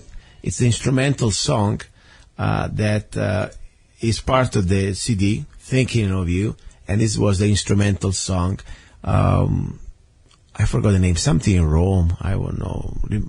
We met in Rome. We met in Rome. My God, that was almost 20 years ago I wrote this song. Anyway, that was kind of exciting. So this is just a little taste of some of my poems. As I said, some they are very romantic, some they pretty profound, some they can seem maybe to the first, view or listening or reading kind of brutal or kind of, harsh or raw. Guess what? There's nothing wrong with that. I'm a human being, okay? And never said I was a saint or I joined any type of, sainthood order. I'm a regular guy. And I have a body, and I'm not afraid or ashamed of it, okay? So that's the bottom line. So I'm not here to try to look like all holy, or saint. I'm a regular guy. I got my limitations. Sorry, not perfect, that's for sure. So anyway, let me finish with this one. Oh, my dear, I treasure life, but death I do not fear. Only regrets of our missed love. Oh, my dear. Let me say it again. I treasure life, but death I do not fear. All the regrets of our missed love, oh my dear. Well, I'm a little tired today. After 3 hours talking, my gosh, I realize really that 3 hours is a long time for the show. And I appreciate it because there is so much information. By the way, I have an interview coming probably next Sunday. I already did the first version that unfortunately will not go on the air, but will go on YouTube. But we will do it again with the survivor, or at least one of the survivors of the USS Liberty. Yes, USS Liberty. Go Google it up. One of the biggest government cover-up, in my opinion. This survivor, U.S. Navy, was there, has incredible information to share. Scary, sad, but we must face the truth. At least we must investigate the truth. So, next Sunday, I should be able probably to bring him back on. Meanwhile, I have as a backup this YouTube that I will probably post it on lovegunsfreedom.com. And I invite you, by the way, to go there. If you can go to lovegunsfreedom.com, there are a lot of things that you can do to also enjoy things that we like on the show, and also how to support the show. For example, I don't really spend enough time to share with you some of the information that also, the products, that I sell. And there is nothing wrong. This is the way I support these 3 hours every week. It takes a lot of my time.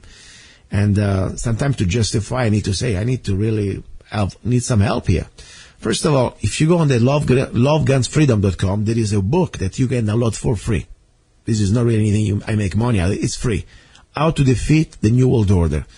It is my humble, thinking of some ideas how to resist globalism. And I invite you to go there and download it. Then, of course, you go down there. You can also see the links of the latest CD, Love, Guns, and Freedom. And normally you can buy on Amazon.com for about probably, I think, $12.99. I mean, you can get it on my link for a very good price. Let's see exactly how much we have it here for. Let's see, we got a special, probably $10.99. And then also we have a super free package. You order 4 CDs.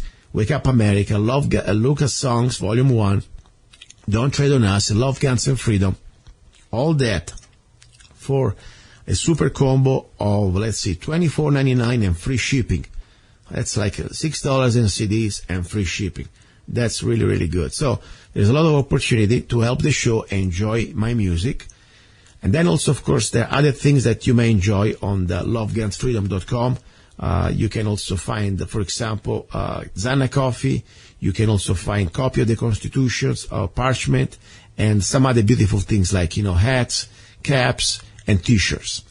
So that's pretty much how we do business here. This is not a government. Nobody is forcing anybody to pay for anything. I'm here because of your love, of your support. Even just you go to zanna.us, you download a song for 99 cents. At the end of the month, believe it or not, adds up and helps. So I want to thank you for that. So another thing I want to say, this show in general, and also as the station, KTOX, has been always a point to become your microphone. If you have anything to say, a topic that maybe I do not touch, something that could be also local, it doesn't need to be in Mojave County, Holly, or in Needles, California, or Laughlin, Nevada. Could be also, for example, in Scotland, or Sweden, or Germany, or could be in Africa. I don't care where you're from, okay? Anytime you have something relevant to this topic of freedom, of love, and of course of guns, you're more than welcome. If you want to have an opportunity to have a microphone for a few minutes or so, I can give you the whole hour if you want to. If you have something important to say, you will have all the time I can give you. So please, just go to lovegunsfreedom.com, send me an email, and I really invite you. Honestly, I'm looking for new people who want to help me to also create the show. Because as I said, I don't have the ambition to be a radio host guy here. I'm just holding this microphone because I really want to do the right thing, try to spread information, try to educate people. But sometimes it's kind of overwhelming. I do many things in my life. So if you want to be part of this show, you can be part with me on the air. I can let you co-host with me all 3 hours if you want to. I have no problems. Okay? I don't have the rock star attitude. I want to be here. You are the rock star. Every one of us should become a leader in your community or in your town or part of the world where you're from, educating other people. So, please email me. You can find my email at lovegunsfreedom.com, and you can shoot me an email. Say, look, I would like to be on your show. I have this topic I would like to talk. Maybe I would like to help you out with a couple of things. And if I find the topic interesting, I will be happy to put you on. Now, it's over for today. I'm tired. I have so much to do. And more important, tomorrow I have to go to video shoot the short commercial of Skadi. So I'm going to be busy. So what can I say? Right now it's time to wrap it up. I'll talk to you next Sunday, God willing. And meanwhile, I would like to close with one of my songs. And you've been listening to luca-zanna. And this was Love, Guns, and Freedom on KTOX 1340 AM. Ciao. Wake up.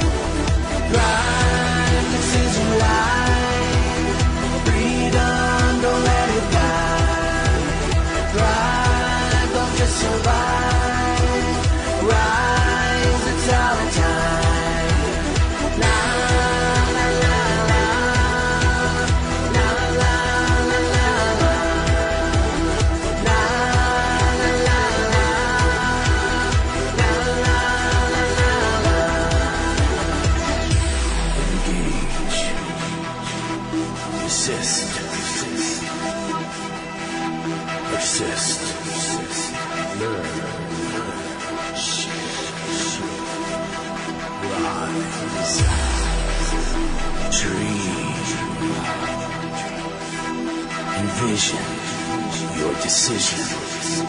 Envision your decision. Envision your decision. Envision your decision. Envision your decision. decision. Envision your decision. Engage. Resist. Persist. Learn. Share.